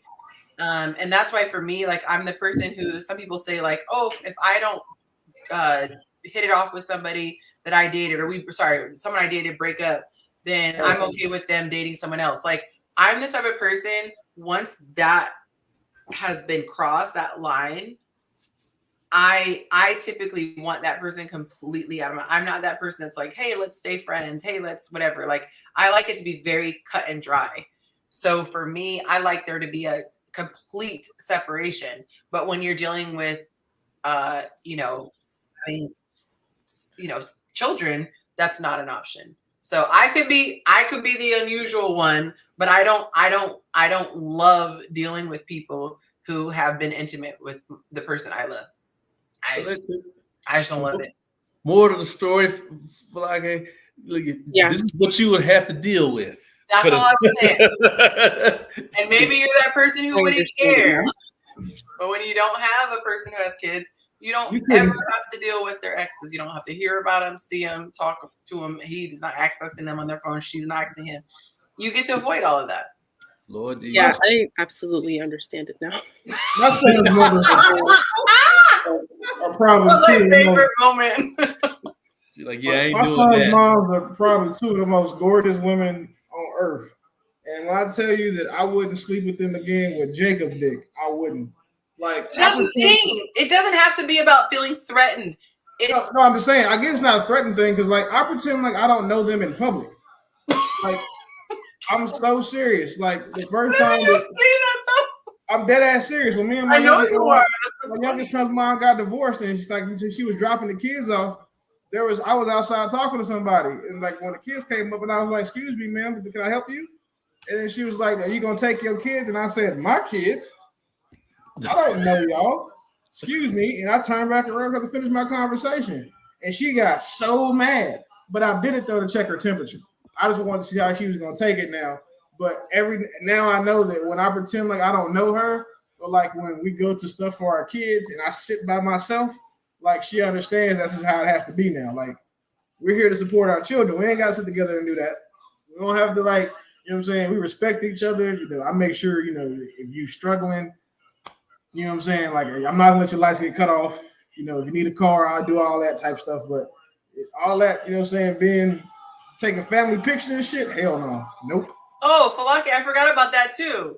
So if you have a guy who is a decent human, he is always going to have a compassionate heart towards the mother of his children because they're providing her shelter. So that's the other thing. So even if it's not the child itself needing a pair of shoes or food or whatever, just like you mentioned, if her car breaks, you have to be that strong person. Oh, no. Whoa, hell no. If her car break down, whatever dude she's sleeping with got to deal with that. Because one thing I told her, you can't be sleeping with somebody else and think you're going to come to me. But what I'm talking what about, if your kids are suffering because the guy's not? I'm gonna go get my kids. I'm gonna go get them. Sleeping with, gonna figure that out. You gotta go to court though. If that's not your time, you have to go to the court process, and that's not. Like if she stuck out, common sense would be like, well, your daddy can take you to school, practice. Like I mean, I don't have children with terrorists. Like because if anybody's gonna be a terrorist, it was gonna be me. So I don't have children with those types of women. But what I am set with, just to be crystal clear. No woman breathing can be sleeping with another man and be under my provision, like at all. That is fucking possible. Yes, Lord. Because I tell women all the time, you don't be fucking for free. Like especially anyway. So no, what I'm saying is this. So for example, right? You know I'm good with money. So when she wants to go get like a car, and she needs to negotiate the terms. If she doesn't have a dude to do that for her, cool. I can help there because keeping that money in her pocket helps my children. But if she has a dude and he can't do that, like you can't, she understands that you can't do that. You can't be with that guy anymore. So let's talk about the scenario where she doesn't have a guy. She's just focused on the kids. She's devoted to the kids, whatever. My point is, he is going to step up and be there. If something happens. For his kids, not for her. Yes. You're saying that if she doesn't have that's exactly what we're saying. Yeah, you said if he's buying a car and it's gonna save more money in your pocket because I'm gonna tell her how to do it. I'm not gonna do it for her. But my point is that no other woman has access to you like that, to where she'd be like, Willie, I need advice. Anyone have access to me like that. Like anyone who follows me can ask me, like, hey, I saw that you did that. I'm dead ass serious for like shit like that. I don't care. But now here's the savage example that you'll love. She's out, right, and she gets stood up by a nigga and her car breaks down, right? And he doesn't show up for her. I'm going to pick my kids up. I'm not picking her up. I'm going to get my children. You and Buddy figure that out. I don't give a damn about what y'all got going on, but my kids is who I'm going to go get. Yonci got us effed up. Yonci got us effed up. Why? He got us effed up. Why? Let me clarify for a bit now. If they in the middle of Timbuktu and I got to come get her, I'm not gonna leave her for Jason to come with the hockey mask. I am. However, I'm not helping buy no cars. I'm gonna get them safe, and then I'm gonna take my daughter and we're gonna go do what we gotta do. I'm not buying no cars, Ubers. Yeah. Yonci, you are right in a perfect world, right? Let's say a man and his baby mom stopped dealing with each other, right? Mm-hmm. And after that, all she did, she never disrespected him. She always respected him as like, yo, you still a man. I'm not gonna treat you no different than I did when we were in a relationship. Like, I just want to take care of this kid. And I'm just gonna be an amazing woman. I'm never gonna talk to you crazy. I'm never gonna threaten to take the kids away. Right. All that type of stuff. See you whenever you need him. Yeah. That man might always have a soft spot for her. Mm-hmm. The vast majority, 95% of women will not be the same person after you break up with them. They will show you who they are, and they will try to do weird things, and like they just will make the relationship weird. So most cases, women don't gotta worry about that. Cause like me, but you're saying worry. You're saying worry. You're saying worry, and you're speaking to whether or not the guy is still interested. You're saying like she's gonna have crazy, meaning the guy will not want to deal with her. That's what I'm saying. I'm not talking about the threat level that she could come in and break up the happy home. I'm saying the fact that this heifer exists, the fact that she needs to be in your realm on any level is more than some people want to deal with. Would you be mad if he had somebody around that he used to, you know what I'm saying, sleep with and you didn't know it? Yes. If you look at I was saying like that is me. For me, it's like my exes don't have access to me. My exes don't talk to me. The only reason that one ex is there is because I have kids with him. But to me, the way that I show respect to my man is not having anyone that I had to deal with. I don't ever want him to have to even imagine me, think of me in that capacity. For all I care, I was a virgin before I met him. So, I can't argue. I can't argue you just not liking your man having any type of contact with his exes who happens to be a baby mom. I can't argue that. But in terms of me giving somebody money or like fixing somebody's car, you have lost your mind. Like my baby. Yeah, he's not responsible for that. My daughter's mom. One time, her house got broken into, right, by a crackhead. And he broke into and he stole her stove. Her stove was gone, right? It wasn't hers. She was renting stove, like the big appliance, she was in a new unit, right? And I'm assuming the crackheads then they probably saw the guy putting everything in and fixing it up, right? So he stole the stove, right? I'm sorry, I'm still on stove. That's crazy. Yeah. But also they kind of like went through her stuff. Didn't really take much. Like they left her iMac and all that type of stuff. They just took the stove. Yeah, that's crackhead behavior. I was just gonna say it's crackhead behavior. Leave the rolled eggs, take the toaster. Had a whole $5,000 iMac, didn't take that, right? So she texted me like, hey, this happened. You know, she sent me the pictures and she like they took all of like the clothes for the baby. I mean, they took some of her clothes. Like, can you send me some money? And I saw the photos. You mean to tell me they took her dirty clothes? You ain't got no money for clothes? I'm like, wash her clothes. That they like, if you got new clothes hanging up, okay, cool, but wash the other ones and you'll be fine. Don't like talk to me like you ain't got no clothes for the baby or something like that. Like, I was like, no, I'm not giving you no money. So no, I see dirty clothes right there. Wash them, like but also I'm a dad. Like my kids are with me Sunday through Friday. Yeah, like they go to school. Like they go to school with me. So I'm not one of the other types of dads. So I don't gotta get nobody. You said a crackhead stole her stove, bro. That's tough. Yeah. Like I'm going to court. Like, hey, listen. It had to be a. Like what? That's wild. Oh jeez. I'm not. Yeah. That's wild. A stove, bro. That's crazy.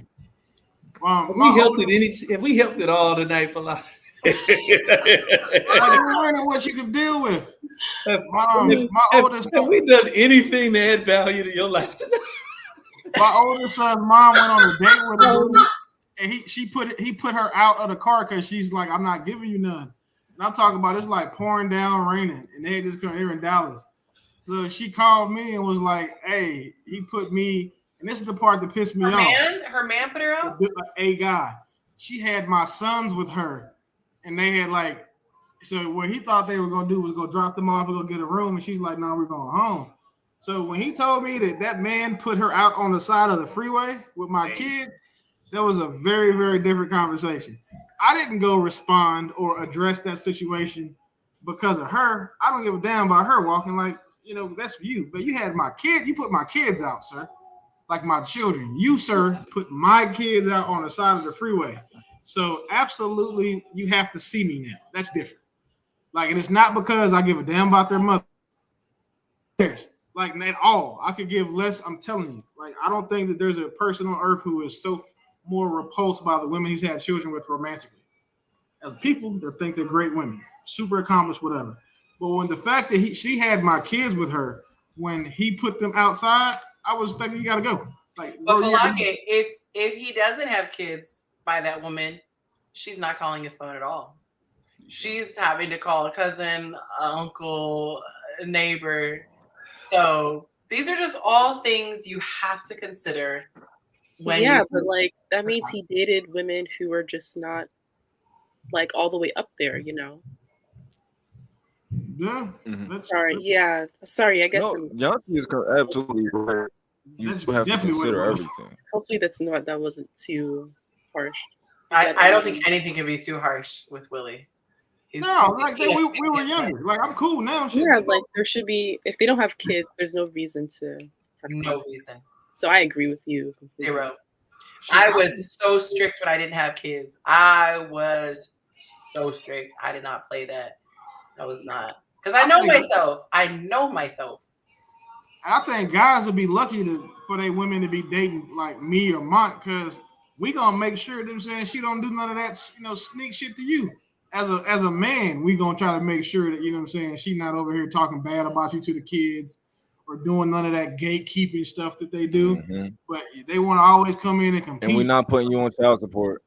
Yeah, and we're not doing child support. Like, that's a whole nother thing. Oh, now the man getting married, you want to put him on child support? Get your goofy ass out of my house.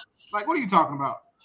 Like, it's just stuff that, like, I think that guys, for example, this is gonna sound crazy, but just hear me out. If Mont was fucking with one of my son's mothers, I wouldn't even be mad. I wouldn't, because at the end of the day, I know that Mont understands how it goes. He understands he's not putting his hands on my kids, but he can discipline them. He can tell them what to do. They will listen. He calls me. I'll tell them that. Sorry, is our Atlanta friend having a hurricane moment? Yeah, no. I'm getting an alert. I just need to see it. Sorry. So, you know what I'm saying? Like, I don't have an issue with that type of stuff, right? Or even say, like, using Monte. Like, if she was dating Monte, like, because we understand what it is. I know if I have a problem, I can come to Monte and be like, hey, listen, I don't like how she's trying to let him quit playing sports or quit trying to do these things. He understands that, and we can become a team because he's invested in my kid's life, right? But with average dudes, though, what they see is they see a guy who is doing better than them either in life or with their ex-wife, and they take that shit personal, and they use the kids as a pivot point to get back in there and try to have some say in what's going on in the house. And that is why one of the biggest arguments that men can make for telling men not to date women with kids. Because unless you're going to date, one of those top tier, unless the woman can get another top tier guy, she's going to have to step down and date. And, like, Mont, would you be able to take a dude serious if, like, she told you he was working, like, he was a gas station attendant or some shit, and talking about, like, he going I'm always kind of look down on him to some degree. Yeah. Now you looking down on her because she's dealing with him. Like, we both look at you crazy. But now, like, say for example, right, good dude, she met a good dude guy who was a athlete or a business owner, but he's on the same wave you are. Y'all can probably, still not even say be cordial, but be respectful. Just because y'all got the same vagina in common is not really gonna change nothing. Yeah. Not the same vagina in common. Now, one thing I will say is, like, in terms of, like, putting your hands on my kids and stuff like that, as far as my son, there are certain circumstances where I would actually encourage you to do it. Yeah. And that's like where, like, with my nephew, like, if he's saying certain things to you, he needs to understand that there are certain things you don't say to another man, or else he's going to put his hands on you, because you're a man, which means that's how we communicate. We get physical at certain points. And as long as you don't do nothing weird or crazy, like, okay, if he's 15, don't bloody his nose and all that type of stuff. But let him feel you like, yo, you're a little boy, you can't beat me. Chill out, like, type of within reason. It makes sense. Like, so this depends on within reason. But for the vast majority of things, like, call me, because the teacher, call me, whoever it is, call me. He's going to be good the next day. He's going to be straight. So. Okay, welcome to the show, Cam. Yeah, you can. Cam is here. Hey, Cam, meet Falake. Falake, meet Cam. Oh no! Listen, we're well acquainted. That's why I knew who it was. Oh, that's right. He did. He did. Oh, y'all well acquainted. Tell us more. Oh, yo, chill out. We be in the comment section. I'm like, oh, that has to be her. Yeah, I just recognize him from the comment section. Yeah, that's what I'm saying. We're all in the comment section. So I was like, oh, that's got to be her. Yeah. That's what I would say. That's what I would say. Yeah, that's what I would say. I recognize you from the comment section. I'm gonna use that. Right, Jacob. Well acquainted. What's your name? I recognize you from my comments. Not recognized. Well acquainted. Listen, I was definitely Jacob. What was it? I want to say last week. I was just looking at all the stuff you're doing. I'm like, man, it's either the garage or you out here jet setting. And it was like Carmen Sandiego. Like, hilarious. Yeah. Sorry. So I know I missed out on a couple of things. I was cheating on y'all with another podcast, and then I went backstage. So forgive me, sir. I don't like your tone. You just said that shit like it was gonna go over well. That's what I'm saying. Like, what is this? Oh, disrespect and audacity. I'm sorry. I have to be honest with y'all. I feel like I owe y'all honesty. You can get that yourself. You just said I was tired. Come in and be like, look, baby, I was cheating on you just an hour ago. I'm sorry. I promise not to do it again. I haven't even showered yet, but I'm here now. I ain't gonna do it no more today. Not today. I've already done it.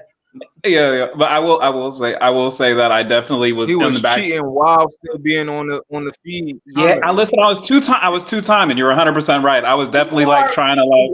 Crazy. That's diabolical. That is the definition of diabolical. Wow. Yeah, I think you need to take it a Cam 2-timer go, man. That's Cam 2-timer go. Wow. Listen, you best not be jumping out behind nobody else's trees except ours, okay? Okay, I remember that. Okay, yeah, and Yonci, I do have you on my prayer list because you told me to ask God about y'all being so territorial because I do not understand that. I'm baffled. Beeman, I would love for you to give me like maybe you should do a class. Like Yonci, you need to sponsor a class with like Jacob, Mont, and Beeman just to give some education on like why certain things happen because I still be out here just like lost in the sauce and I'm like dang that's probably why women hate me like and I'm not married yet. It's like if I you know the question I ask single people like what would be your red flag, like mine is I'm territorial. Like I am territorial, but I will say I give what I expect back. I'm not a double standards person, but I am. I'm like pee all over this tree. But okay, R. Kelly. What'd you say? Okay, R. Kelly. So, question: what if Mark got discovered by like a talent actor and put him in a movie, but it was like a $20 million role, and he had to have like an orgy with 8 women. An orgy is like the Bugs Bunny gift. Nope. So wait, another question. So okay, I like these. This is my area. Watch this one. I feel like it's already about to be nope. It's crazy. So for $1 billion, a woman comes to you and says, "Hey, I want to give you $1 billion for one night with your man." What are you saying? We gonna keep working for the next 30 years. Yonci, do you know how many women he slept with for free? And I wish all of them didn't exist. I hate the fact he didn't have the cojones to wait for me. Like you could have waited. He slept with you for free. Like he didn't spend no money. You gonna make him turn down $1 billion? Oh, I'm so $1 billion. But when he does, it does cost. It does cost. I have one more from mine, but I have an add-on to Beeman's. But you know we can go there. But yeah, go mine. You go. Billion? No, I'm saying like if there's one more body, come on, Yonci. And it's $1 billion more dollars. One more body. And you already know your man puts in work. Yes. I'll give a better example. I'll give one that touches Yonci's heartstrings. You ready? Wait, hold on. I'm asking mine because I know Mom and I are very aligned. You loaning your chick out to get smashed for $1 billion? No, no. Thank you. You know how many? I'm not trying to be funny, but I know that you would. Mine and I are much more. Every time he answers something, it's like 90%. I agree with him 100%. She don't get. Listen, let's say she's average. She's been with 10 dudes, and she gave head to 8 of them. You know how much free head she gave, and now she can go make $1 billion. You cannot use logic when it comes to territory. You can't. Yeah. I'm learning. I'm learning that. I can sell my territory. Hold on. It's like somebody saying to a crip, "Will you just wear red because you're working at Target?" Like it's the principle. It's like saying, "Hey, can I buy those 4 corners for $1 billion?" Because please believe, no disrespect, like baby, we got to figure this out. Like I don't. For me personally, you're comparing a logical thing to something that is not a. It's not a logic or illogic. It is an emotion. I'm territorial too. Like my woman can't. Like I have a very tight range on who has access to my woman. Like that's something I'm very big on. Yeah. As far as like exes and shit. But now, if one of her exes came up and was like, "Hey, listen, I got $1 billion for one more night with you." To be honest, man, I would expect her not to even say nothing, just go do it and come back home. Okay, like, let me double down this way. I have one that I think I can get her with. If Monte was okay with me smashing someone for whatever dollar amount, I would never speak to him again. That is how much.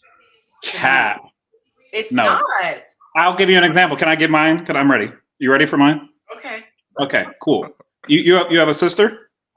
I do. Okay, cool. So you have a sister, and the only match that is to your sister's, this is going to be a liver transplant. And Mont has to go smash somebody in order for your sister to get this liver transplant. I'll see her in heaven. She's saved. Yo, you wild. For real? Hey, I just want to point out. With my man. I no longer have wait. One morsel of coochie? I'm like a morsel of coochie for $1 billion. What are your morsels of coochie? I cannot. That's wild, Yonci. I'm disappointed. This is wingman. This is wingman territory. That's what this sounds like right now. I'm the furthest thing from a swinger, but for $1 billion, baby, I think we just got to make this work. Dang, shorty just out of here. No. How about what if it's like only person that we knew that could save Monte's life that was a match for him was one of his exes, and she had to give him like a liver. His life belongs to Jesus. I will see him in heaven. No. Hey, listen. No, I just wanted to double down and prove that I no longer have the most extreme viewpoint on anything. Yes, you do. You're right. You're 100% right. I dare you to find someone more territorial. I am territorial. To me, it's all about respect. And I don't play with my respect. What about if he held your hand before he went in the room and he looked sad? Like you should just left her in the other room. Look at her face. Did you see her face just for a second? Like that yeah. Like he's like, baby, I don't want to do this. I'm not going to enjoy this at all. Are you loaning out your man for $1 billion? Loan my husband, I guess. Your husband? No, why would I do? No, never. Okay, thank you. She's a morality based person. You're just. I think Strike two. Fired. You just listen. Let's ask her this. Falake, is it because of the adultery aspect? If God said it was okay and it's totally okay, just like I have one from her. Okay. If it was not a spiritual situation, it was not a sin, would you be okay with your man sleeping with another woman for $1 billion? Billion with a B. You'll never have to work again. Look, you know how many mission trips that is? That's crazy. Oh God. Do you know how much food you can get for a boy with $1 billion? Let her think. You know how many water wells in Africa that is? That's a lot of kingdom work. You said it's a lot of kingdom work. You think I would have hit his answer. Hold on. I would have hit. She hasn't answered. Let's let her have the floor. I'm ready. Don't let me down. I'm gonna say no, and I'm saying no because let her hear her out. Hear her out. And I'm saying no because that means that, like I can be purchased. You know, like my values have a price tag on it. You know what I mean? But don't they? I think so. I would. So what? How do you think you would have to answer? Comments. Anybody loaning their man out for $1 billion? Well, hold on. Don't put that in the comments because the comments are where the riffraff lie, and they finna lie to you. You know, good and guys. Yeah. I know. Listen. I mean, Dark Clouds is the only woman that I have ever seen on your platform that I may believe this from. Everybody else, they lying. Somalia said no. Somalia is so full of her eyes are brown. I love Somalia. Somalia, I love you, but no, I don't see you. Territorial is not based on. It's not like contingent upon anything. It just is. Somalia doesn't love her man more than she hates going to work. Tori is wanting to listen, clarify. Is that billion with a B? B as in boy. Yes. Yeah. No, listen, no tax, straight B. Cash. Just cash. Cold hard. It's just sitting in a room and you could just I do not agree with Yonci. No, you can't even sit in a room. Do you understand how much $1 billion is? I don't. Yes, they do. What'd you say, Mont? I don't think that anybody I does. do not agree with Yonci. I don't agree with Yonci not lending out her man. You don't agree agree with with not lending out her man. What do you not agree with? I don't agree with you not lending out your man for $1 billion because you're calling cap. He is a man, and you already know that he might have did it 1,000 times with 1,000 girls because he is like that. You know, he's like that. I wouldn't lend out my girl because I'm a man. It's different. And it's different. But also. How did you say it's different? But also, if I did lend, if we agreed, yes. If we agreed that she would do it for $1 billion and we would, we would divvy it up or whatever, right? I would break up with her after, but we would have the money, and so we would have the money. It's the only way I could think, and this is going to be really morbid. The only way I could even fathom. I told you. I'm ready. If he gave it to her so good, that was her last day. And she was no longer. She was for $1 billion. Whoa! Yeah, let's revisit this. Okay. To do with the Lord. Okay. So that's the only contingency. Yonci, so for $1 wait. billion, there's no one on earth you can't have killed. I promise. For $1 billion. So for $1 billion, she would have to be eliminated. I'm not on no bench. No, wait. Okay, wait, I'm trying to understand. Beeman, please, both of you guys, please clarify this. So you're saying that he goes in there, he's sad, right? So he's like, "Baby, I don't want to do this, but this is for us." He does like this. Crying. Okay, listen. Crying. Cam, yes, I'm in crying. there beating. I'm in there trying to blow her back out. She's like, okay, listen. I'm choking her to death. Then Isn't that a deposit hit? No. Okay, well, I'm gonna. I'm done. Yo, you're listen, Beeman. Listen. Okay, so I'm gonna Miss Dark Cloud. So I'm going to say, this is that let's use towns because you and I speak the same language. If someone gave me the opportunity to be able to get the resources to do that kind of good, it's cold hard cash. It's not going to be taxed or anything else like that. I'm looking at that as an opportunity. As long as it's not immoral, I'm looking at it as an opportunity to be able to do good and better things in the world. Like all my money that I've given out so much money and stuff like that. So I'm not going to look at that about me being bought or stuff. Because to be honest, I don't know anybody who touches me when it comes to that kind of morality. So I wouldn't even think about it like that. I would think about it literally. I just asked Monte. You know what he's gonna say. You already know what he's gonna say. Y'all gonna have beef now. Don't ask him. Wait, don't answer that question, Monte. I understand where you're coming from. No, yeah. That's what I'm saying. We speak the same language, absolutely. But the thing is, it's just like, well, I don't know. Maybe because, yeah, I understand where you're coming from, but it's just gonna be a no for me. I got you. I can respect it. There you go. I like my women to be financially literate, and that means she's gonna watch me do it. Hey, Yonci, I still gotta get back to you though. But yeah, we'll go. That question that Yonci just asked you. Do not answer that question. Yes, baby, you can answer it. No, listen, I want to say this, and this is the only way people can understand this. If you substitute. Because I'm like, shit, for $1 billion, you know how much free head my woman gave? She had to go give one more. So here's the way they will understand. For somebody who's territorial, you could equate your loved one being molested. If you put it on that level, there's no amount of money, there's no amount of power, fame. It has to be something that is like. What did you say? Nothing. Hey, hold on. Let me mute this. He really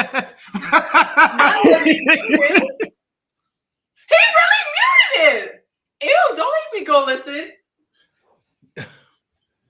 No, the only thing you could equate is if you were to understand my mindset, it would be the same thing if you equated something that has no boundary. Like if I said, "Will you sleep with a man for that amount?" or "Would you allow your child to be violated for that amount?" There's no amount of money that would ever allow. Okay, I don't. Well, this is the thing. I'm gonna call cap. And I get what you're saying.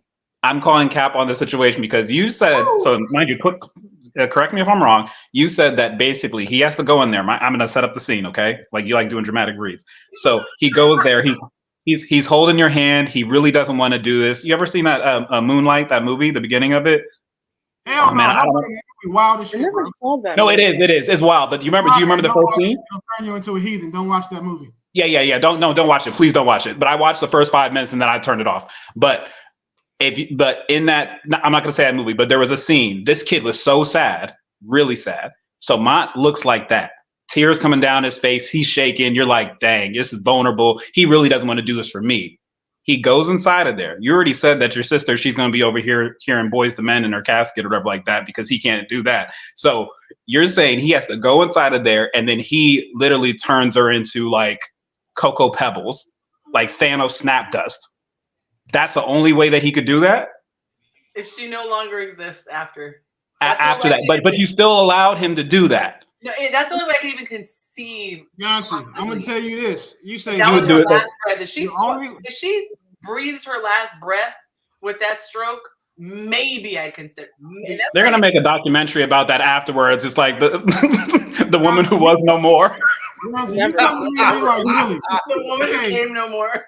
Okay, listen, you can do it for $1 billion, but she can't survive. To my mind, you just told me to go kill somebody during sex for $1 billion because infer what you need to infer. Listen, Beeman, he literally ultimately smoked loins. He pulverized loins. That's nuts. That's crazy. That goes wild. But see, now you run the risk of him going to jail.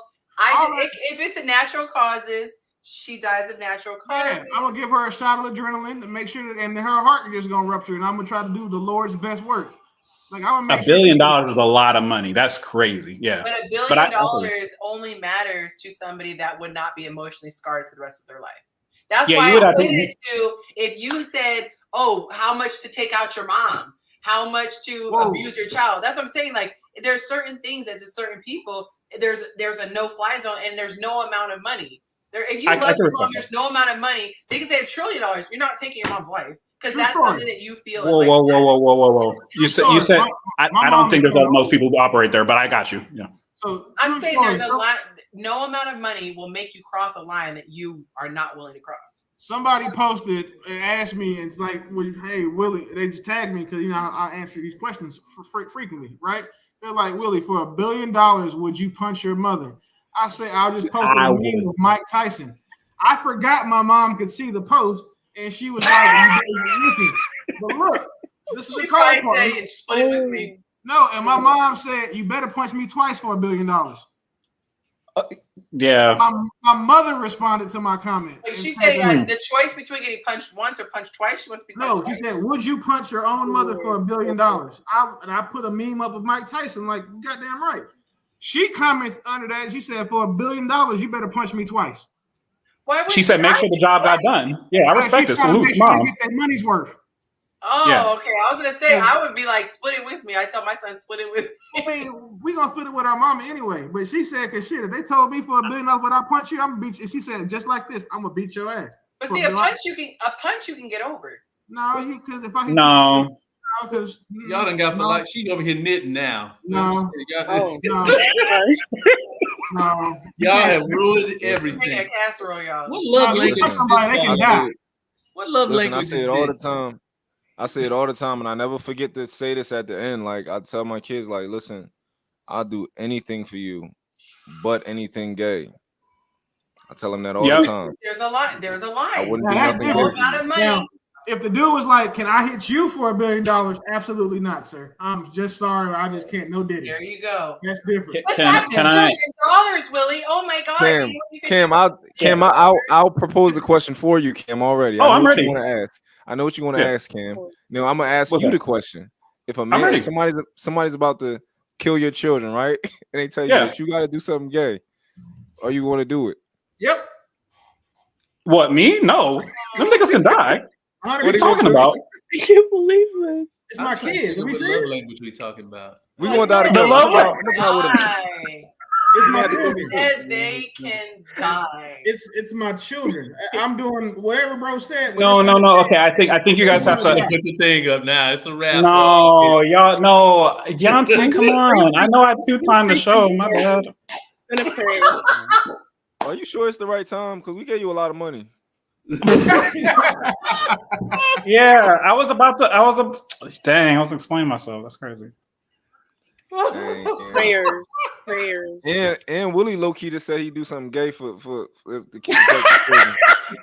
Hey, to save my kids, yeah, bro. I might have to, you know what I'm saying, do a little Wait. We all gonna have to die. Man. I'm gonna make sure he kills Yo, me too. Yonci, you wrong for this.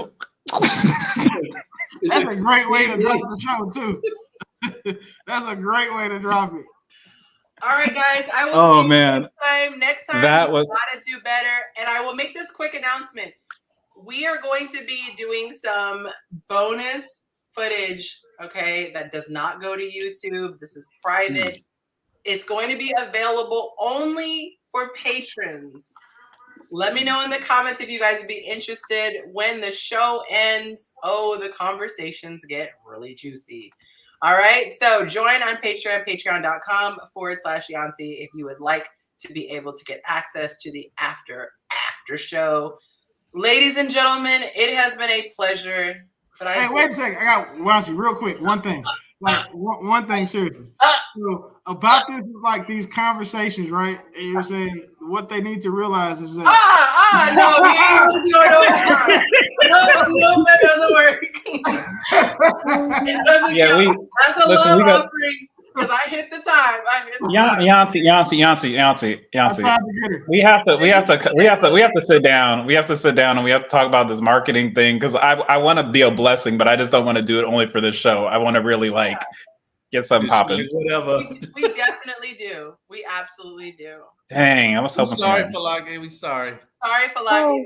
They got the best next time. It wasn't that bad. I might come on next week. Yeah. Hey. Awesome. We've done some good here tonight. See you next Thursday. Stay blessed. All right. Peace out, y'all. All right, bye.